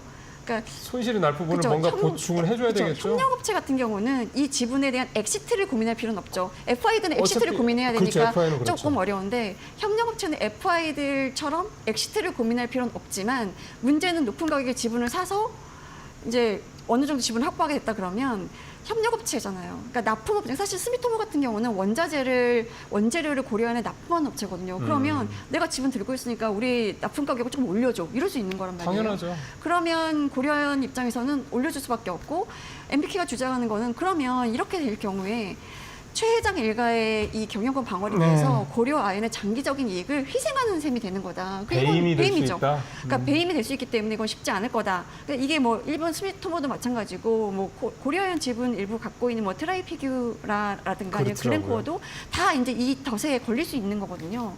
그러니까 이런 것 때문에 뭐 안 될 수 있는 뭐 조금 어려울 수 있고 또 만약에 이제 해외 펀드들이나 이런 데 투자를 받게 되면 그동안에 고려아연이 계속 주장했던 게 MBK 외국계 사모펀드잖아. 너희들이 들어오면 뭐 펀드기 때문에 뭐 구조조정할 거고 뭐 비용 감축하고 이렇게 막 뭐 고용 유지 안 할 거고 이럴 건데 그래서 안 되라고 주장했던 게 고려아연 입장에서 똑같이 적용이 되는 거예요. 외국계 지분이 들어오게 되면 그들의 얘기를 안 들을 수 없고 네. 배당 늘려서 이제 배당금 지급해야 될 거고 그러면 약간 자충수를 두는 셈인 거예요. 외국계라서 반대했는데 지금 외국계 지분을 받을 수 없는 상황이 된 거죠. 이게 무엇보다 최은범 회장이 본인의 경영권을 유지를 하기 위해서 어떤 여러 가지 조치들이 취해지고 그게 성공했다 치더라도 그 뒤에 그거에 따른 회사가 입을 여러 가지 뭐 부작용, 후유증 이게 사실 논리적으로 굉장히 좀 MBK 측의 주장을 지적을 그렇죠. 반박하기가 참 쉽지 않네요. 그러니까 MBK도 사실 사모펀드잖아요. MBK 같은 경우는 경영권을 가져올 수 있는 상황이기 때문에 공기업에서 성공하고 이러면 그렇죠. 그러면 그 경영권을 가져와서 뭐 3, 4년 기업 뭐 지배구조를 좀 개선을 바꾸고, 하고 기업 가치를 높이고 이래서 높이고, 경영 프리미엄을 붙여서 이제 받고 파는 되팔면 거죠. 여기 이제 플러스가 나는 건데 지금 최 회장이 경영권을 갖고 있는 상태에서 그냥 FI로 들어오거나 뭐 SI도 이제 지분을 일부 투자하는 식인 거면 지금 이 높은 가격의 그러니까 높은 가격의 주식을 산 다음에 이거를 수익으로 연결시킬 수 있는 그 고리가 마땅하지가 않다는 게 이제 최 회장 측의 가장 큰 숙제인 것 같아요. 제가 보기에는. 현실적인 얘기 해보죠. 뭐 11시 기자회견 때 뭐 작전이 나오긴 할 텐데 최은범 회장 측에서는 이대로 가면 어차피 끝나는 거니까 그렇죠. 대항 공개 매수를 해서 이제 여기도 지분을 이제 결국은 사들여야 될 텐데 그렇죠. 할 것이냐 또 그럴 만큼 하기 위해서는 또 자금이 마련이 될 텐데 그렇죠. 그런 자금을 마련할 수 있을 것이냐 결국 이제 이 문제 그래서 이제 요는 그거죠. 그래서 승리할 수 있을 것이냐. 별로 이제 요 그렇죠. 얘기가 오늘 마무리 질문이 돼야 될 것 같습니다. 일단 공개배수 자금 한 2조 원 정도는 마련을 해야 되는데 그러니까. 지금으로서는 시간도 충분하지가 않고 쉽지도 않을 거고 그리고 우호 지분으로 분류가 됐던 기존의 뭐 LG화학이나 한화 그리고 현대차가 이제 투자했던 지분들이 있잖아요. 해외 법인을 통해서.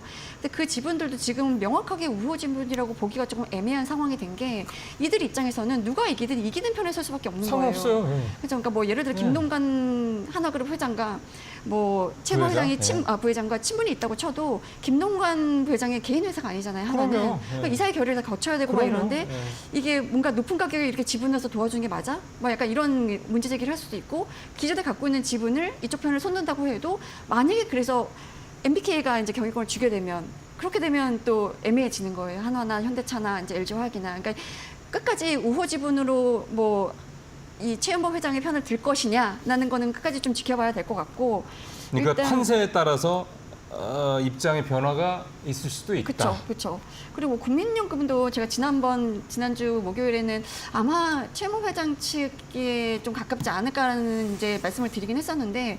국민연금 입장에서도 그때는 뭐 MBK에 대한 여러 가지 뭐 중국계 자본이네 뭐 약간 이런 좀 사모펀드에 대한 안 좋은 시각들이 좀 있었잖아요. 근데 지금 시간이 흐르면서 여론이 그런 의혹은 좀 해소가 됐고 뭐 이제 원아시아 투자 손실 이런 것들이 좀 부각이 되고 있는 상황이라서 국민연금이 여기서 뚜렷하게 입장을 표명할까 과연 굳이. 누구의 편을 들어줄까 이런 생각이 좀 들기는 하더라고요. 그리고 국민연금도 굳이 뭐 편들 필요 없잖아요. 그렇죠. 뭐 최은범 회장 보고 고려아연 투자한 것도 아닐 그렇죠, 텐데. 그렇죠. 그래서 지금으로서는 고려아연이 오늘 기자회견에 사실 대항 공개 매수 계획을 밝힐 것이냐에 상당히 이제 맞아요. 시선이 집중이 됐었는데 맞아요. 고려 아연 측에서는 공개 매수에 대한 계획은 아마 없을 거다. 그러니까 아. 밝히지는 않을 거다라는 얘기를 이제 사전에 좀 기자들한테 했다고 들었고요. 아. 일단 기자간담회 발표자가 그 이재중 부회장인데 예, 최고기술 책임자잖아요. 예. 그러니까 재무 파트나 기획 파트 담당자가 아니라 기술 담당자예요. 그러니까 이분은 이제 나와서 고려아연이 얼마나 이 기술력이 있는 회사고 비철금속 재련 회사 중에서는 글로벌 뭐 1위를 뭐 하고 있고 뭐 이런 거에 대한 설명, 그리고 그래서 최은범 회장이 뭐 70개가 이만큼 커놓은데 기여를 했기 때문에 최은범 회장이 이 회사를 계속 이제 경영해야 된다는 당위성을 주로 설명할 것 같고, 지금 자금 마련이라든가 아니면 대형 공개 매수에 대한 계획은 오늘은 밝히지는 않을 것 같아요. 그래서 아마 주가가 빠지는 것도 그래서 빠지는 것 같다는 생각이 좀 들긴 하는데, 네. 일단 최모 회장이 지금으로서는 자금 마련하는 게 쉽지가 않은 상황이니까 뭐 물론 여러 가지 변수가 또 있을 수도 있겠지만 약간 이제 시간이 흐르면서 분위기 그 추가 약간 좀 이쪽으로 기우는 거, MBK 쪽으로 기우는 거 아닌가 하는 생각이 저는 좀 들긴 하더라고요. 오늘 권 기자하고의 방송 내용을 들으신 분들도 아마 권 기자가 지금 말씀하신 마지막 내용이 이 MBK 쪽으로 좀 무게가 좀 넘어가는 게 아니냐라는 그 느낌을 아마 비슷하게 받으시지 않았을까 그런 생각이 좀 듭니다. 사실은 보면 주가가 빠지는 것도 거꾸로 얘기하면은 뭐 판세가 어느 정도 윤곽이 잡혔기 때문에 주가가 빠질 수도 있다는 생각도 좀 들어서요. 왜냐하면 그게 미국 대선처럼 오리무중이면 주가가 올라갈 가능성이 높잖아요. 그렇죠. 그런 부분도 좀 포함이 돼 있는 어떤 시장 흐름이 아닌가 그런 생각이 좀 듭니다. 권소연 기자와 함께 이 고려아연 사태 다시 한번 중간 점검을 해봤고요. 이따가 11시죠?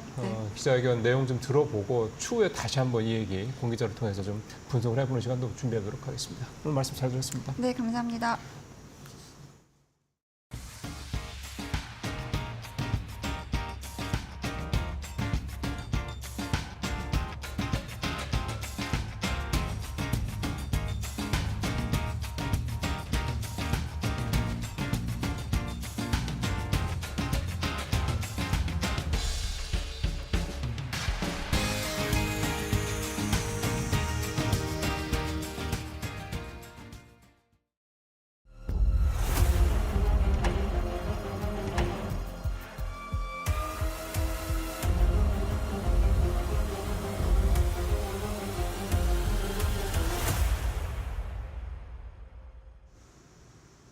안녕하세요. 메디토크 신일섭입니다. 오늘의 주제는 빼빼로 매출 1조 원 글로벌 메가 브랜드 목표 빼빼로 데이를 수출하라.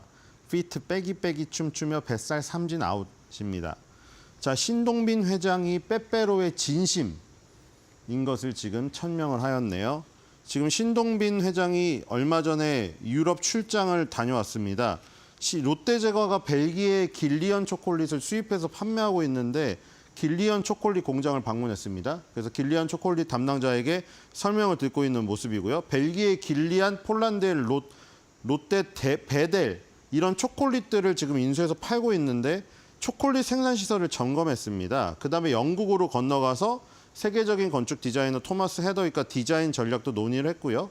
그래서 이런 자리에서 원 롯데 식품사 전략 회의를 직접 주재를 했다고 합니다. 여기 원 롯데 식품사 전략 회의에서 한국과 일본 롯데 식품사 경영진이 실질적 협력 방안을 모색하는 협의체였는데 여기서 빼빼로 매출 1조 원 글로벌 메가 브랜드 육성하는 방안에 대해서 논의를 했다고 합니다. 그래서 공장을 방문하는 장면들이 나오고 있고요. 네, 마치 반도체 공장에 방문한 듯이 무슨 파마 미용실에서 파마할 때 쓰는 것 같은 걸 쓰고 있죠. 네, 열심히 듣고 있는 모습입니다. 자, 뒤로 가겠습니다. 자, 이 빼빼로가 이제 세계적인 메가 브랜드가 돼서 연매출 1조를 넘으려면은 많은 것들을 해야 되는데 일단 참조를 해봐야겠죠. 오레오 쿠키가 이제 세계에서 가장 많이 팔린 쿠키죠. 오레오 쿠키가 1986년에 옛날에 이런 광고들이 어디서 많이 봤냐면 저도 ET가 드류베리모 요즘에 뭐 어렸을 때 약을 강제로 먹였느니 성착취 이런 거 나오고 있잖아요. 헐리우드가 진짜 더러웠던 것이죠. 근데 ET에 나왔을 때 드류베리모 너무 귀여웠잖아요. 거기서 이제 M&M's 초콜릿이 나오는데 뭔가 미국의 어떤 가정집에 굉장히 그런 초콜릿들이 너무 먹고 싶은 그런 장면들. 그러니까 그때 당시에 광고들이 다 비슷했습니다. 그런 아역 배우들이 나와서 먹는 광고. 오레오도 마찬가지였죠. 근데 뭐 물론 아이들이 귀여워서 뭐 먹고 싶고 서양 과자를 먹고 싶고 이런 것도 있지만 너무 다 평범했죠. 다 평범했습니다. 당연히 그냥 뭐 애들이 나와가지고 뭐 쿠키나 젤리나 초콜릿 먹는 거 당연하지. 근데 이제 오레오 쿠키가 어디서 떴냐면 바로 기회를 잡습니다. 요즘 같은 SNS 마케팅이 유행하기 전에 저런 기지를 발휘를 한 겁니다. 자, 이렇게 평범하게 가다가 오레오가 어떤 데서 확 떴느냐? 슈퍼볼 광고 때 슈퍼볼 광고가 아니었죠. 슈퍼볼 광고가 아니라 슈퍼볼을 하고 있는데 중간에 정전 사태가 벌어졌어요. 그래서 15분 정도 경기를 중단한다고 했는데 실제로는 40분 있다가 경기가 재개가 됐습니다.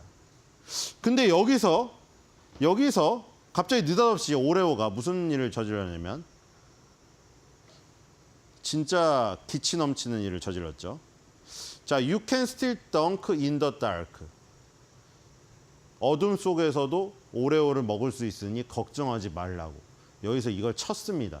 트위터에다가. 그래가지고 여기서 완전 뜬 거죠. 와, 저 뭐냐? 오레오 회사. 맨날 뻔하게 애들이 먹고 있는 쿠키나 젤리 광고하다가 이거 무슨 광고야?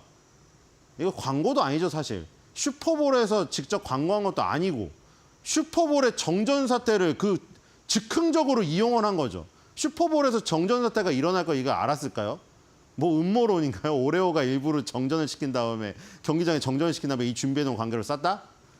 그거는 좀 불가능하잖아요. 슈퍼볼이 정전이 된 사태가 갑자기 일어났는데 오레오 뭔가 마케팅 직원이 이게 빵 해가지고 이렇게 낸 거예요. 그래서 오레오가 떴죠. 물론 오레오가 맛있기도 했지만 이런 것들이 있었단 말이죠. 어떤 계기가 있었다는 것이죠. 그러니까 우리 롯데 웰푸드의 빼빼로도 어떤 이런 계기가 있어야 되는데 이런 계기가 있을 때 이런 기치 넘치는 아이디어를 낼 수 있는 삐까뻔쩍한 뭔가 있어야 된다는 겁니다. 어쨌든 오레오가 이걸로 많이 부각이 됐어요. 공짜 광고를 했죠. 뒤로 가보겠습니다. 자, 지금 뉴진스가 빼빼로랑 제로 두 가지의 모델을 하고 있습니다. 물론 요즘에 좀 사태가 마무리가 안 돼서 지금 하이브랑 지금 어떻게 될지 모르겠어요. 뭐 어도어가 나가냐 하이브가 나가냐 솔직히 매출 5%밖에 차지하지 않는 어도어가 없어진다고 한들 하이브에서 문제가 되겠냐마는 이 뉴진스가 상징하는 어떤 그 크기가 너무 크기 때문에 만약 매출 5%에밖에 해당 안 된다고 그걸 내쳤을 때 그 후폭풍을 어떻게 감당할 것인가. 하이브의 주가가 말해주고 있습니다.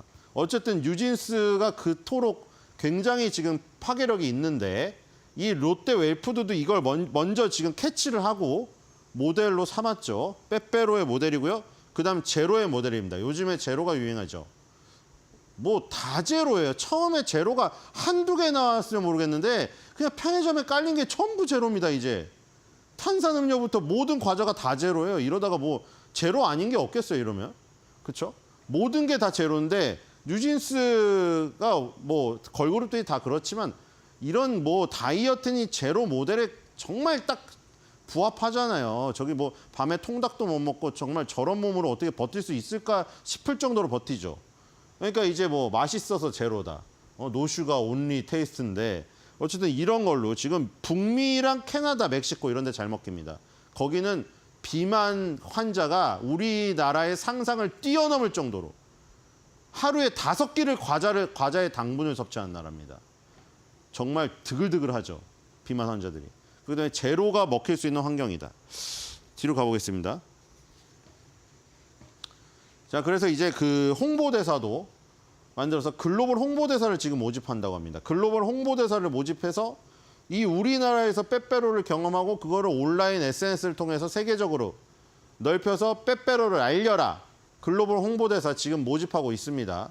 그래서 여기서 모집이 돼서 11명에 뽑히면 10일이 의미하는 거기 때문에 11명을 뽑아야 돼요. 11명에 뽑히면은 글로벌 앰버서더로서 뉴진스와 같이 활약을 하게 됩니다. 자, 뒤로 가보겠습니다.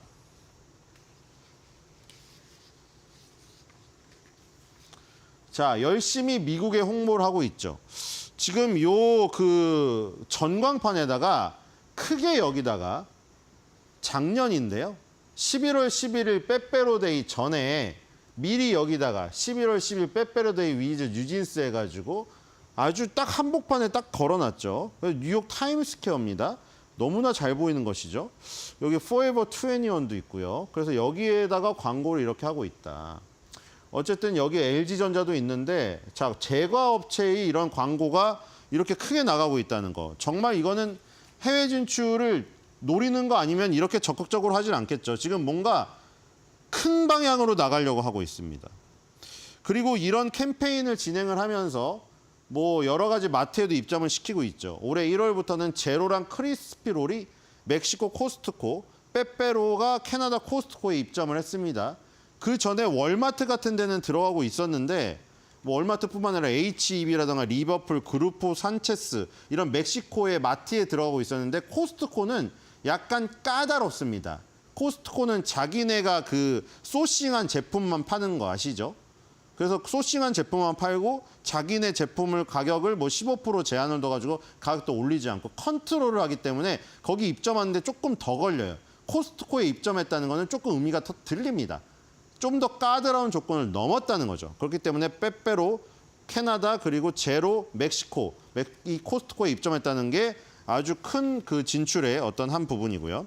아까 말한 대로 멕시코는 과체중 또는 비만 인구 비율이 70%로 미국보다도 높은 세계 최고의 비만 국가입니다. 그렇기 때문에 제로, 저렇게 뉴진스가 가가지고 저런 제로를 먹으면 저런 몸매가 된다. 뭐 그런 것들을 어떻게 뉘앙스 같이 펼쳐주는 거잖아요. 그렇기 때문에 멕시코 사람들이 많이 먹을 것이다.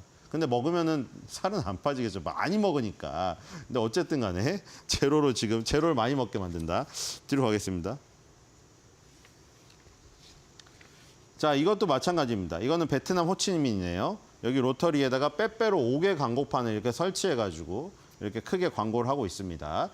자, 빼빼로를 지금 뭔가 엄청나게 단일 품목으로 밀고 있다는 게 느껴지고 있죠. 자, 뒤로 가보겠습니다.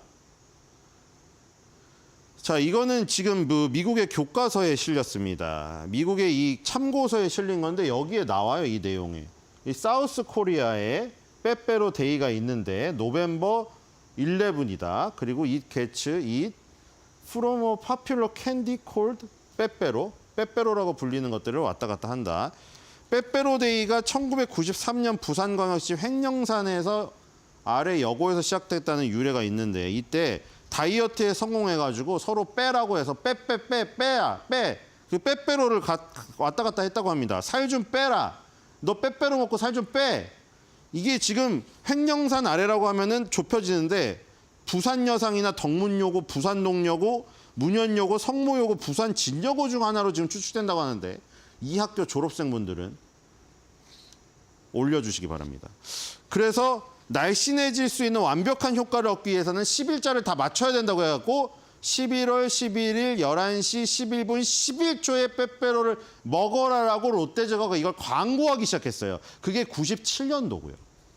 그리고 이게 99년도에 일본의 글리코사 뒤로 가보겠습니다.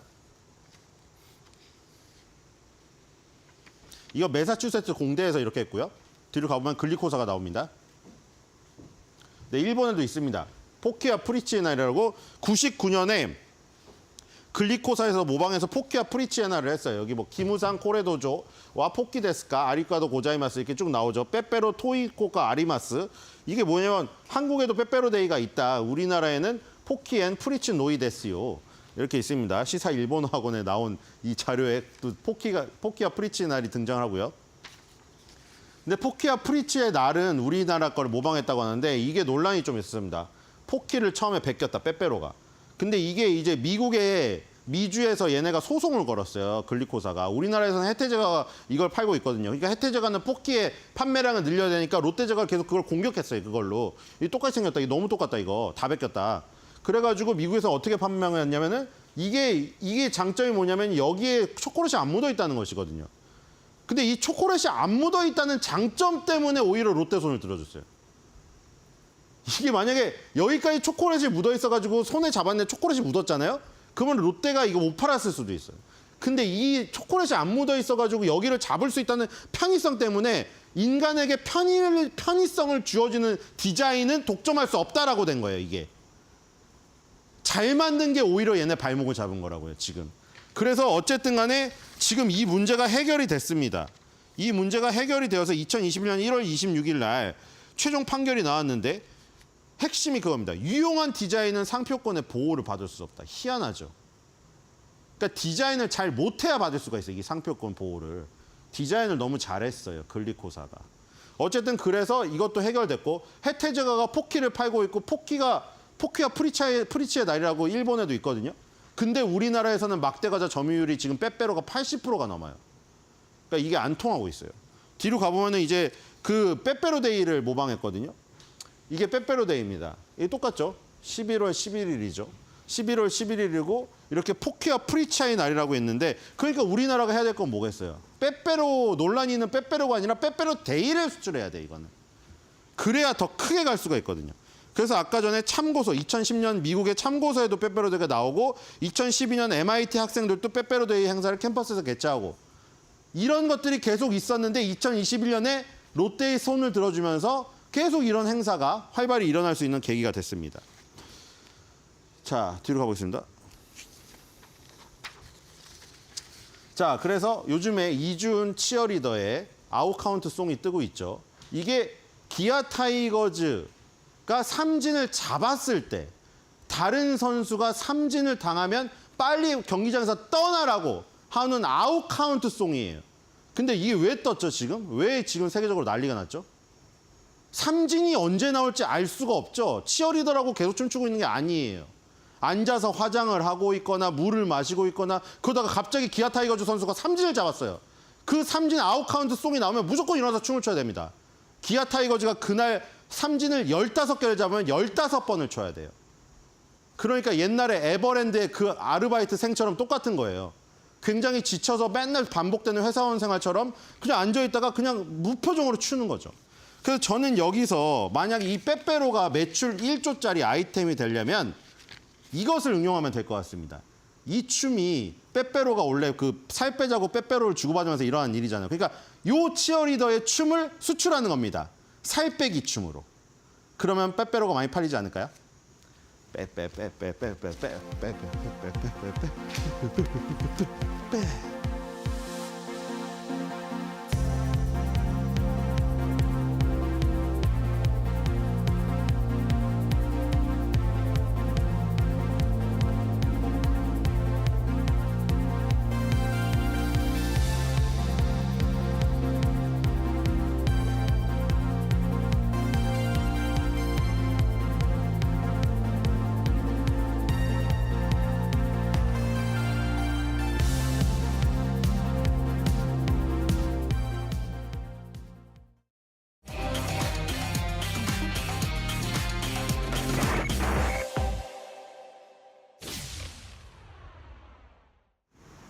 오늘 오만한 인터뷰는 LS증권 염승한 이사와 함께 하도록 하겠습니다. 이사님 안녕하세요. 네, 안녕하세요. 네.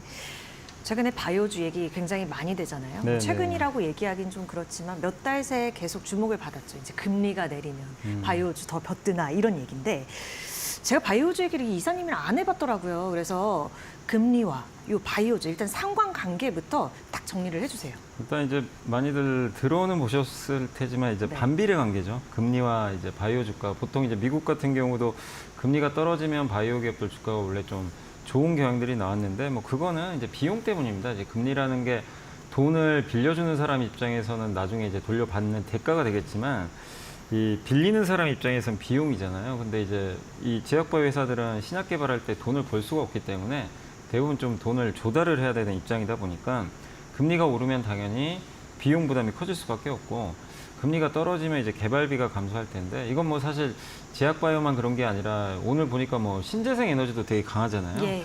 그들도 마찬가지로 이제 이게 조달 금리가 될 수 있기 때문에 금리가 떨어지면 어쨌든 이제 비용이 절감된다. 그래서 좀 좋고 또 거기다가 보통 이제 금리 떨어지면 기업 가치 평가할 때 밑에 이제 분모가 할인율이 이제 금리로 잡거든요. 그래서 이 금리가 떨어지게 되면 분모가 낮아지면 당연히 우리가 이제 값이 커지게 되죠. 그래서 그런 이제 두 가지 효과가 있어서 바이오한테 일단 우호적이다라고 보시면 좋겠습니다.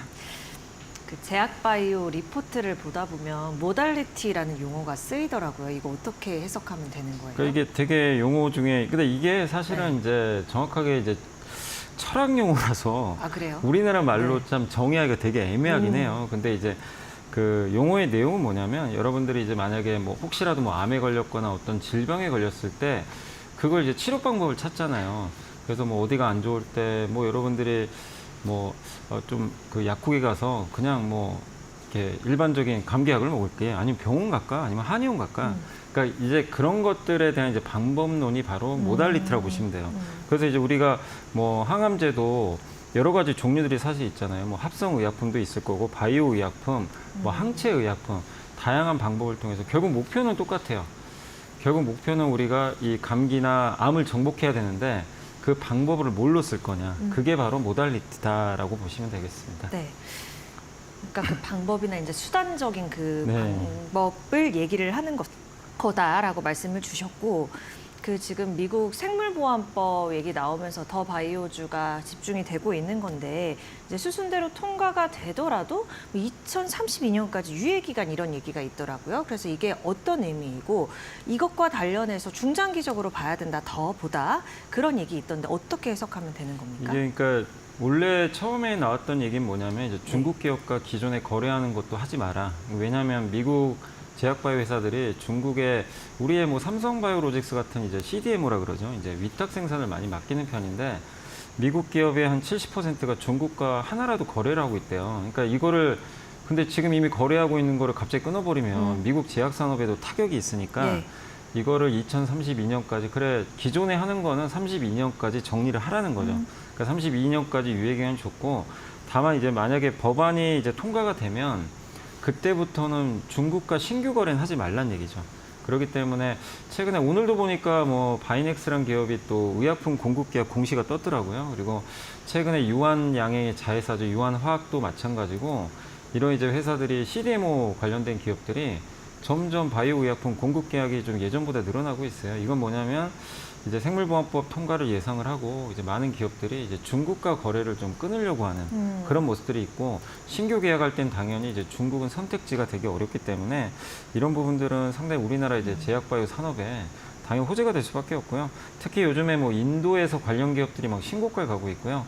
일본에도 CDMO 기업들이 좀 많이 있다고 합니다. 그래서 그들과 경쟁은 물론 해야 되겠지만 가장 큰 경쟁 상대인 중국이 일단 여기서 삭제가 될 가능성이 높기 때문에 상당히 우리나라한테는 좀 좋은, 그러니까 특히 바이오한테 모멘텀이 될 수 있는 법안이라고 보시면 좋을 것 같습니다. 네. 그 마지막에 이제 인도, 일본 기업들 얘기를 해주셔서 그러니까 결국에는 중국이 삭제가 되더라도 이들이랑은 그래도 경쟁을 해야 되는 네. 입장이니까 적을 알아야 돼요. 그래서 어느 정도입니까? 그 CDMO 부분에 있어서 얼마나 잘하고 있는지? 일단 뭐 삼성 우리가 바이오로직스 봤을 때? 뭐 주가만 봐도 여러분이 아시겠지만 상당히 이제 경쟁력이 있고 사실 지금 증설도 많이 하고 있는데 그 우리나라 이제 기업들도 다 좀 약간 이제 속한 그 위치가 좀 다르다고 보시면 좋을 것 같아요. 그러니까 중국이 좀 무서운 게 뭐냐면 네.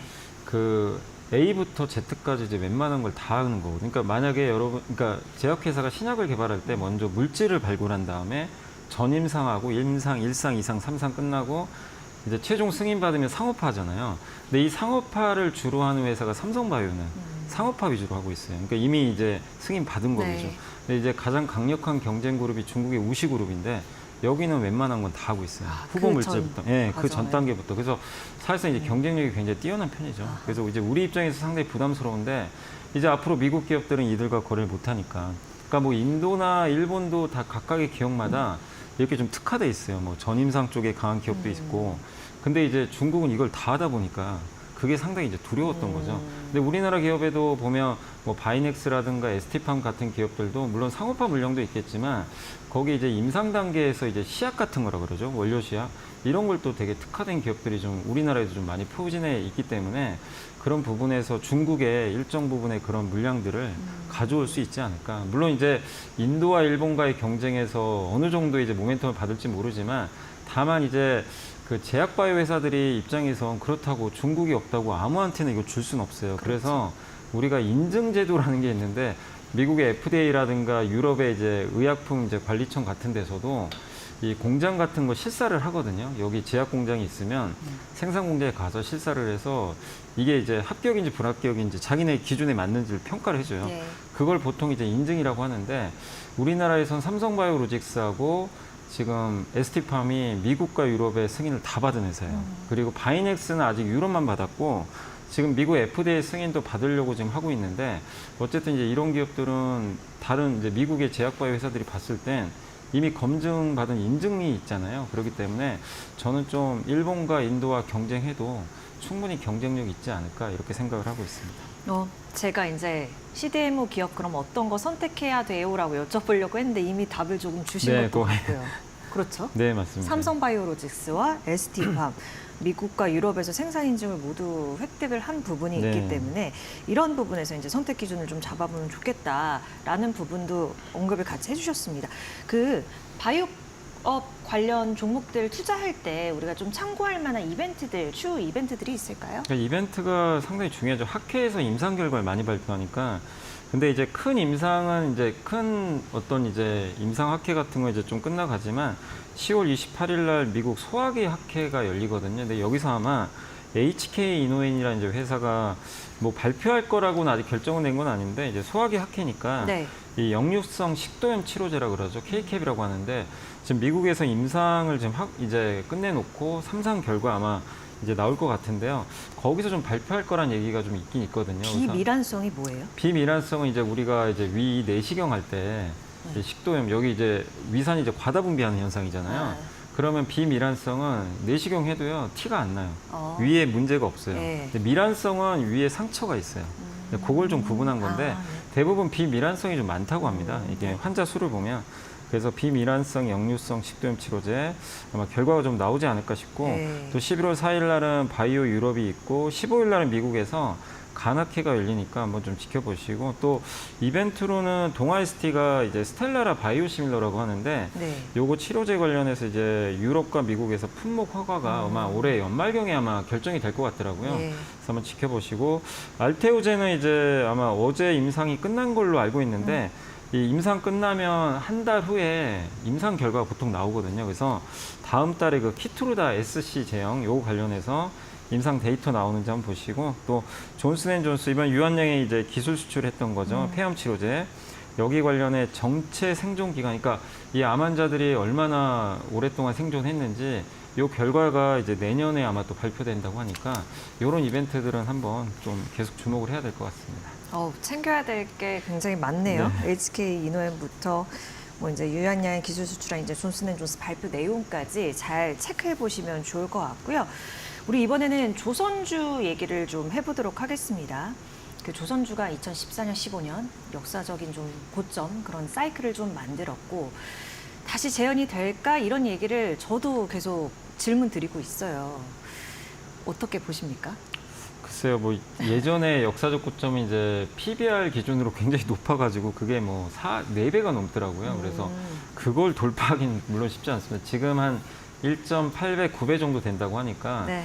근데 한 증권사에서도 최근에 보고서 보면 3배까지는 좀 가능할 것 같다. 이런 좀 내용이 있는데 왜냐하면 그때보다의 이익률이 좀 낮는다 하더라도 지금 그때보다 한 가지 좀 긍정적인 게 좀 있는 게 뭐냐면 일단은 그 금리가 떨어집니다. 당시 금리가 되게 높았거든요. 막 5%, 6%인데 이제 앞으로 금리는 3%대를 향해 좀 떨어질 가능성이 높죠. 미국 같은 경우도. 그렇기 때문에 그럼 아까 말씀드린 대로 금리가 떨어지면 밑에 분모가 줄어들어서 기업 가치가 사실 올라가게 됩니다. 이제 그런 효과가 좀 있을 것 같고요. 그리고 또 다른 이제 차이점 중에 하나가 예전에 이제 그때 슈퍼사이클 왔을 때는 중국이 워낙 투자를 많이 해가지고 그때 이제 중국 때문에 이 배에 대한 수요가 너무 급증해가지고 네. 슈퍼사이클이 왔는데 근데 그때는 공급이 너무 많았어요. 그러니까 배 만드는 회사도 그냥 우후죽순처럼 너무 많았고 근데 지금은 10년이 지난 후에 많은 조선사들이 쓰러져 버렸죠. 아하, 이게 네. 너무 안 좋았죠. 사실 삼성중공업도 위태위태할 정도였으니까 근데 이제 살아남은 기업들이 이제 많지 않은데 이제 이들이 지금 다시 이 조선 사이클이 오니까 이제 이들만의 이제 잔치가 벌어질 수밖에 없는 거잖아요. 그래서 그런 부분에 있어서 공급 부족 상태니까 오히려 이번 사이클은 좀 약간 그때보단 굵긴 얇더라도 굉장히 오랫동안 좀 이렇게 천천히 더 건강한? 네, 더 건강한 건강, 사이클? 네, 맞습니다. 그래서 슈퍼 사이클이라고 하기보다는 좀 이렇게 완만하게 오래가는 좀 롱 사이클 이렇게 좀 보시면 좋을 것 같고, 그리고 친환경 선박 수요도 이제 본격적으로, 왜냐하면 그때랑 다른 게 이제 배에 대한 그 탄소 배출 규제가 강화되잖아요. 그럼 이제 배를, 오래된 배는 바꿔줘야 되거든요. 네. 친환경 선박으로. 이런 것들 또 지정학적 리스크까지 겹쳐 있기 때문에 이번 사이클은 조금 더 오래 가지 않을까 이렇게 좀 예상을 하고 있습니다. 예, 이번 사이클은 조금 더 오래 가지 않을까 긍정적으로 보고 계신 건데 그 두어 달 전에는 신규 매수는 그때 이제 좀 네네네. 올라와 있는 네. 상태였잖아요. 주가가 더. 그래서 자제하는 게 좋겠다라고 의견을 주셨는데 지금은요? 그럼 지금은 어떻게 봐야 돼요? 지금은 이제 좀 여기서 또 최근에 또 올랐어요. 한번 확 빠졌다가 다시 좀 며칠 만에 쭉 네, 올라왔더라고요. 그래서 항상 말씀드리지만 아무리 좋은 기업도 좀 이렇게 좀 위치가 좀 낮을 때 투자에 부담이 없거든요. 그래서 지난번 이제 8월 이후로 급락 자리까지는 안 내려갈 것 같아요. 그래서 지금부터는 조금씩 이게 만약에 혹시라도 좀 밀리는 날이 있으면 네. 그때 좀 비중을 늘려가시면 좀 좋을 것 같고, 그리고 상대적으로 이렇게 대형사들은 주가가 좀 바로 올라왔는데 기자재 업체들이 좀 많이 못 올라왔거든요. 예. 그래서 조선 기자재 업체들도 가격 부담이 없는 상태니까 한번 그쪽도 좀 염두에 두시면 좋을 것 같습니다. 네, 최근에 주가가 좀 단등하는 모습이 보였기 때문에 조정 시 이제 지속적으로 비중 확대하는 전략 괜찮겠다. 그리고 소외된 기자재주도 관심 가져보면 좋을 것 같다라는 의견을 주셨습니다.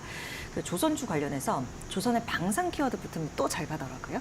네, 그러니까 요즘에 이게 참 국제 정치가 정말 너무 혼란스럽잖아요. 네. 근데 우리나라 방산주가 이렇게 잘 가던 게 사실 내수주인데 중동이나 지금 유럽 쪽에 지정학적 리스크가 커지니까 한국의 강점이 뭐죠? 이 무기의 강점이 빨리 지금 만들어서 공급을 할 수 있고 네. 가격이 좀 저렴하니까, 그래서 지금 이제 전쟁 나는 국가의 수요가 좀 늘고 있는 편인데, 이 조선은 뭐 그 정도까지는 아니겠지만 조선도 이제 방산이라고 좀 봐야 되는 게 뭐냐면, 얼마 전에 하나의 저 옥포조선소에 미국의 그 군함 이제 군수 지원선이라 그러죠. 그게 이제 와서 지금 수리를 받고 있거든요. 정비하고 있어요. 이게 역사상 처음 있는 일이죠.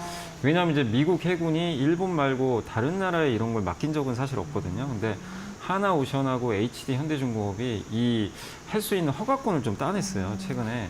그래서 이제 하나오션에 이제 조선소를 이용해서 정비를 하는 거죠. 근데 이게 왜 중요하냐면, 지금 어제도 많은 분들이 아마 기사 보셨는지 모르겠지만 월스트리트 저널에서 이제 얘기 나왔던 게 중국이 27년도에 대만을 칠 수도 있다. 그러면 이제 거기서 바다에서 싸워야 되거든요. 그 관점에서 보면 우리나라랑 일본의 해군 전력이 좀 미국 입장에서 필요한 거죠. 근데 미국은 지금 군함 건조 능력이 완전히 떨어져 있죠. 조선소가 거의 없잖아요.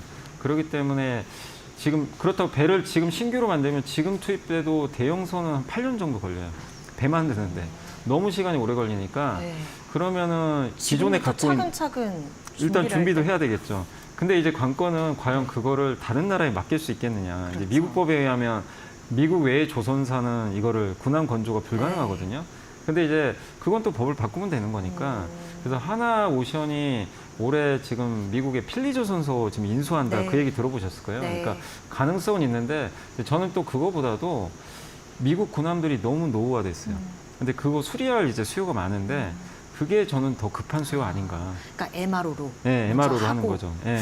또 법이 바뀌면 나중에 건조까지. 건조까지 할 수도 있는 거죠. 근데 왜냐하면 이게 왜 가능하냐면 미국은 조선소를 지금 다시 키울 방법이 없어요. 네. 불가능하니까 일본 아니면 한국을 이용해야 된다는 거죠. 근데 한국이 지금 조선은 더 위쪽에 있기 때문에 그런 면으로 보면 27년도를 대비해서 이 조선업종에 이게 하나의 스토리텔링이 또 되는 거죠. 어떻게 보면 이제 방산 쪽이 붙을 수 있어서 그 부분도 우리가 계속 좀 주목을 해야 되겠고, 근데 방산 관련해서 현대중공업하고 하나오션 쪽만 지금 있기 때문에 두 기업을 좀 잘 주목을 해야 될 것 같습니다. 네.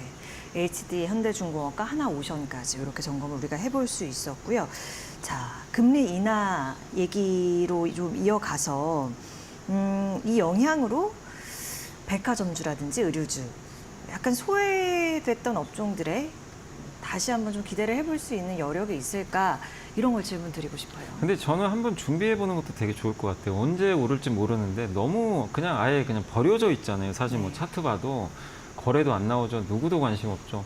PER은 뭐 5배 요 정도고 자산가치 대비 너무나 싼 편인데, 근데 불과 몇 달 전에 아마 기억하실지 모르겠지만 건설주가 이랬다가 갑자기 뭐 서울 아파트 가격 오른다고 하니까 순식간에 주가가 한 2, 3%씩 급등했거든요. 그러니까 저는 충분히 지금 이제 금리 인하를 이제 할 거기 때문에 우리나라도 결국 소비는 조금은 이제 나중에 진작되는 효과가 시차를 두고 나올 텐데 그런 걸 선반영해서 과도하게 빠졌던 내수주한테 그러니까 이거를 투자하셔가지고 뭐 중장기 투자는 어렵겠죠 당연히 구조적 성장 아니지만 적어도 20-30% 정도의 업사이드는 나올 수 있는 위치니까 그런 걸 염두에 두시고 건설주의 그 움직임처럼 한번 내수 소비주도 내년을 한번 대비해서 일정 부분 포트에 담는 것도 저는 뭐 괜찮은 전략이다 이렇게 보고 있습니다. 너무 낮아져 있으니까요. 네. 그러니까 지금이 또 적절한 시기일 수도 있을 것 이게 같아요. 모멘텀이 없으면 볼 필요는 없는데요. 어쨌든 금리 인하라는 모멘텀은 있기 때문에 한번 들여다볼 필요는 있는 것 같습니다. 그 방산이라든지 뭐 화장품이라든지 뭐 삼양식품 이런 일부 식품주 같은 거 보면 과거에 내수주 성격이 되게 뚜렷했던 것들이 이제 수출주, 성장주로 변모를 해서 이런 좋은 모습을 보여줬던 걸 우리가 경험을 했단 말이죠. 그래서 지금 내수주로서의 성격을 갖고 있지만 이런 매력과 수출 모멘텀을 좀 함께 지니고 있는 것을 이 시점에 다시 한번 꼽아보자면요. 가장 이제 눈에 띄는 거는 피부 미용 의료기 같아요. 아, 이게 네. 이제 사실 내수주죠. 어떻게 보면 내수주고 뭐 가정용 뭐 피부 미용 의료기기도 요즘에 우리나라에서 많이 나오고 있고 스킨 부스터, 뭐 톡신 이런 거야 네. 뭐 워낙 유명한데 이런 부분에 있어서 내수에서 요즘에 수출도 좀 활발하게 이어지고 있고 근데 이 수출이라는 게 꼭 우리나라가 여기 해외에 판매하는 것뿐만 아니라 미국 사람들이 또 한국에 와서 시술도 받더라고요. 네. 그러니까 이런 것까지 포함한다면 확실히 수출주로 좀 볼 필요 있고 또 한 가지가 요즘에 KTNG가 담배 수출이 좀 잘 되는 것 같아요. 이게 여기도 어떻게 보면 전통적인 이제 내수 업종 중에 하나인데 담배, 뭐 전자담배라든가 이런 수출들이 데이터를 매달 보다 보면 예상보다 좀 잘 나오고 있어서 이런 섹터들은 한번 또 주목해 볼 필요는 저는 있다고 생각을 합니다. 네. 자, 이사님 마지막으로요. 오늘 코리아 그 밸류업 지수 나온다고 하는데 어떻습니까? 지금 굉장히 지지부진한 이 지수 흐름에 무언가 반전을 주기에 힘을 좀 줄 수 있는 그런 여력이 그래도 있을지. 근데 금융주 중에 은행주는 좀 많이 올라가지고요. 네. 이미 좀 선반영은 돼서 좀 걱정되는 게 이러다 또 약간 이제 세론이라 그러죠. 보통 이제 또 재료 나오면 또 파는 경우들이 있어가지고. 근데 어쨌든 이제 오늘 나온다고 하니까 거기에 어떤 기업이 사실 편입될지 지금 알 수가 없어서 다만 이제 혹시라도 그런 것 때문에 주가가 이 매도가 나와서 빠진다면 또 기회가 되겠죠. 사실 뭐 밸류업이라는 게 지금 당장 뭐 이거 단기로 할 건 아니니까 그래서 저는 좀 중장기로 보시면 좋겠고 상대적으로 좀 증권주가 많이 못 올라서 네. 전 증권주 좋아 보이고 다만 이런 걸 이게 더 돋보이기 위해서 금투스 폐지라든가 뭐 이런 부분들이 더 이제 뒷받침이 돼야 되는데 지금 아마 토론하고 있는 것 같아요 민주당이 그래서 네. 좀 우호적인 좀 결정을 해주셨으면 좀 좋겠습니다. 네, 알겠습니다. 오늘 오만한 인터뷰 염승환 이사와 함께했습니다. 고맙습니다. 네, 감사합니다.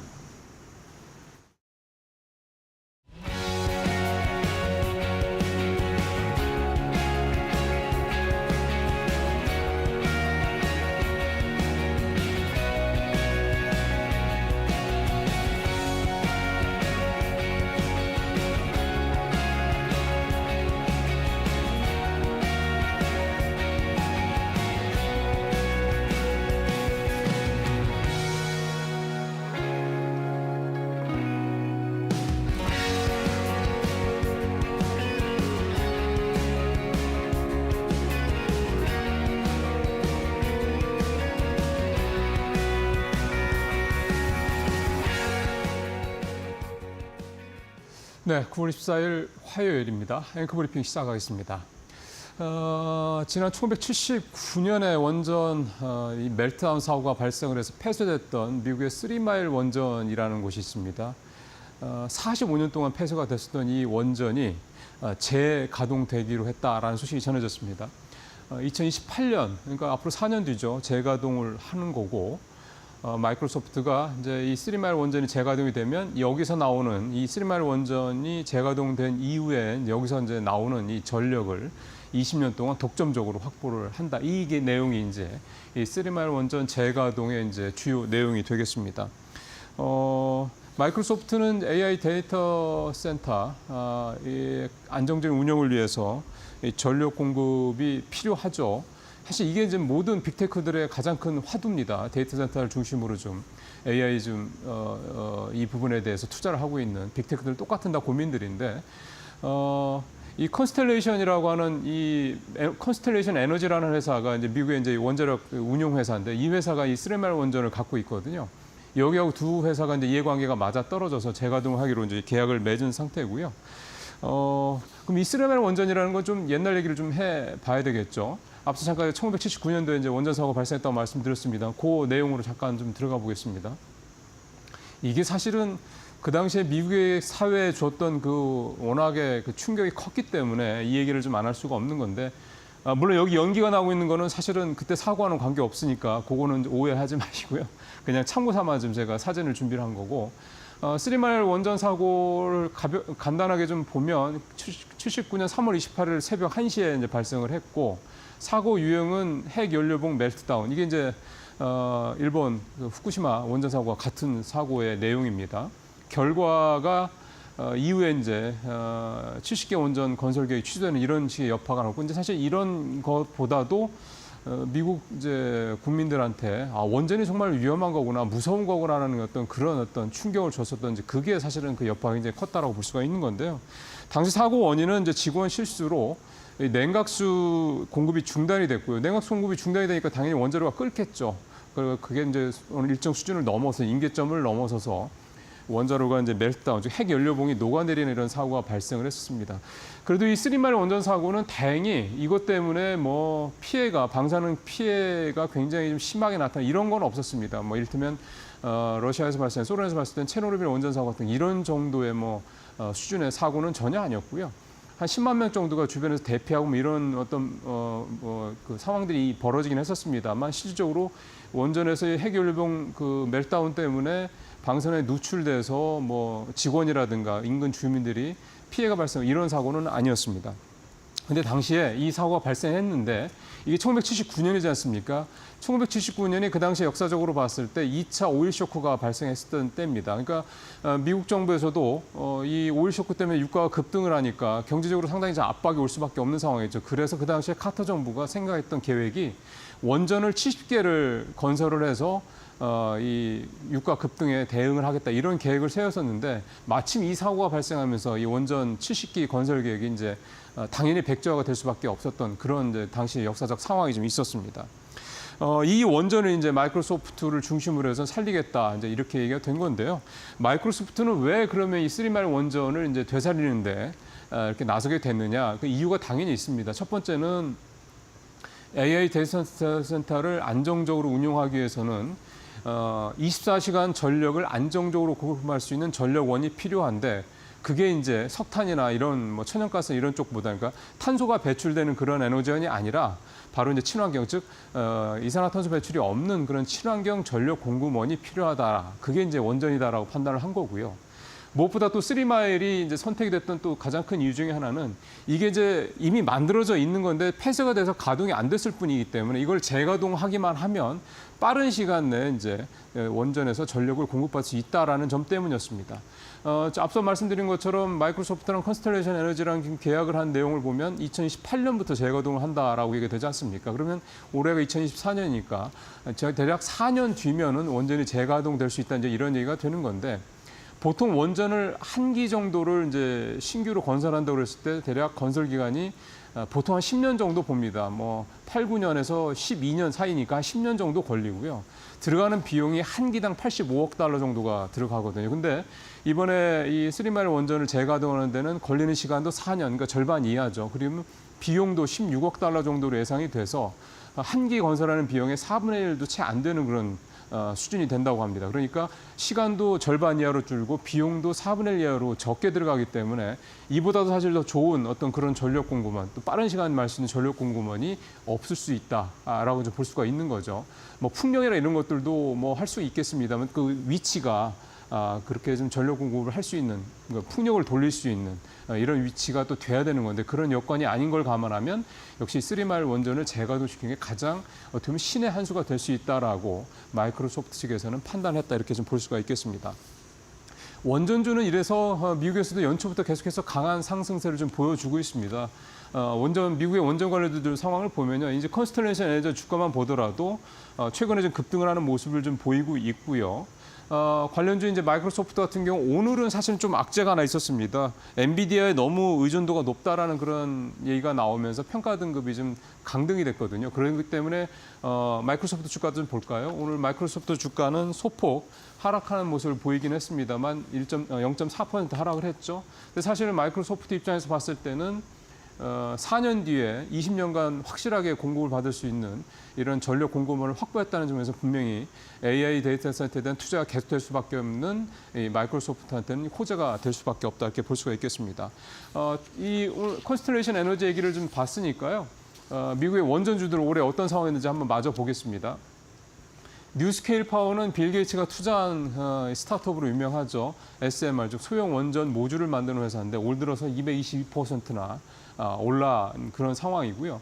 그다음에 또 하나 이제 미국의 에너지 중에 하나인 비스트로 에너지 같은 경우도 180%. 그다음에 지금 얘기가 된 이 컨스텔레이션 에너지 같은 경우도 2배가 넘는 그런 주가 상승을 올 들어서 보이고 있습니다.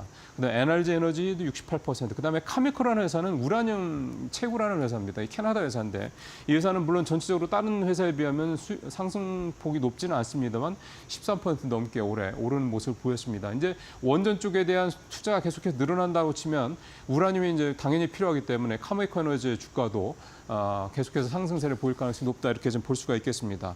자, 그렇다면 이제 올 7월에 체코 원전 수주라는 이런 어떤 호재를 이제 받았었던 국내 원전주들 상황도 한번 살펴보겠습니다. 일단 뭐 두산 에너빌리티 주가를 보면 요 높았을 때 올해 최고점 찍었을 때 요때가 이제 7월 중순 이후거든요.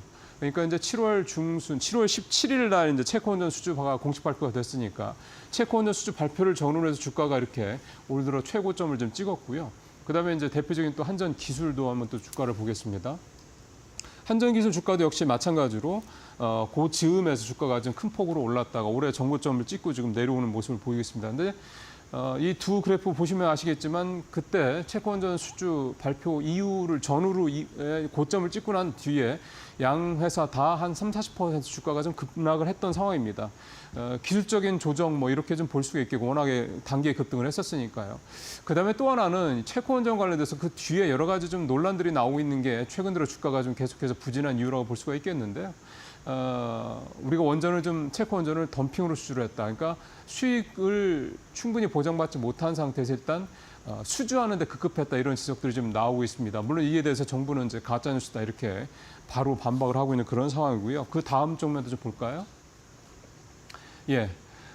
체코 원전 관련돼서 뭐 원전에 대한 뭐 원전 르네상스다, 원전 빅사이클이 왔다 등등 얘기가 나오고 있지만 이게 시작인 건지, 그러니까 정말로 이제 원전 빅사이클이 시작이 되는 건지 아니면 사실은 우리가 너무 좀 수익성 이런 부분에 좀 과대 포장된 게 아니냐 이런 지적들이 사실 계속해서 좀 언론을 통해서 나오고 있는 그런 상황입니다. 자, 이제 이렇게 이제 결국 이제 웨스팅하우스 논란 때문이라고 볼 수가 있겠는데요. 우리가 이번에 이제 체코 원전을 수출했던 그다음에 94년도에 아랍에미리트에 4기를 이제 공급을 했었던 바라카 원전 같은 경우도 결국 이제 한국형 원자로라고 하긴 하는데 여기 이제 원전 핵심 기술이 또 웨스팅하우스의 기술을 이제 우리가 이제 빌려와서 그걸 이제 우리가 이제 우리식으로 적용을 한 거라고 하는데 여전히 이 특허가 웨스팅하우스 쪽에 있습니다. 그래서 이 바라카 원전 때도 약 한 11% 정도 전체 수익이 11% 정도를 이제 웨스팅하우스에 우리가 이제 특허료로 줬었거든요. 결국 이제 이 웨스팅하우스 문제가 우리가 원전을 수주할 때마다 계속해서 이 문제가 계속해서 불거질 수밖에 없는 그런 약간의 구조적인 문제점들이 있습니다. 결국 이제 우리가 우리 원자로의 원전 기술을 우리가 독자적인 특허를 좀 따내야 되는 건데 아직 그 작업이 이루어지지 않기 때문에 이런 상황이 좀 벌어지고 있는 거죠. 결국 이 논란이 해소가 되지 않는다 그러면 우리가 원전을 앞으로 계속 수주할 때마다 이 문제가 계속해서 그러니까 수익성 문제가 계속해서 좀 나올 수밖에 없다라는 게 우리 원전주들이 앞서 보셨던 미국의 원전 관련주들과의 좀 차이점이라고 좀 볼 수가 있겠습니다. 앵커 리포터 마치겠습니다. 코스피는 이 보합권에서 계속 흐름을 보이고 있는데요. 네. 아무래도 외국인의 매도세 크지는 않지만 그 방향에 있어서 부담감을 좀 느끼는 자리에 와 있는 것 같습니다. 앞서도 말씀을 드렸지만 오늘 빅 이벤트 금투세 관련해서 네. 국회에서 실질적인 권한을 가진 민주당이 토론회가 진행되는데 그 내용과 더불어서 밸류업 지수에 어떤 종목들 반영되는지 저희 살펴보고 내일 이 시간에 자세한 네. 내용 또 전해드리도록 하겠습니다. 함께해 주신 여러분 고맙습니다. 네, 고맙습니다.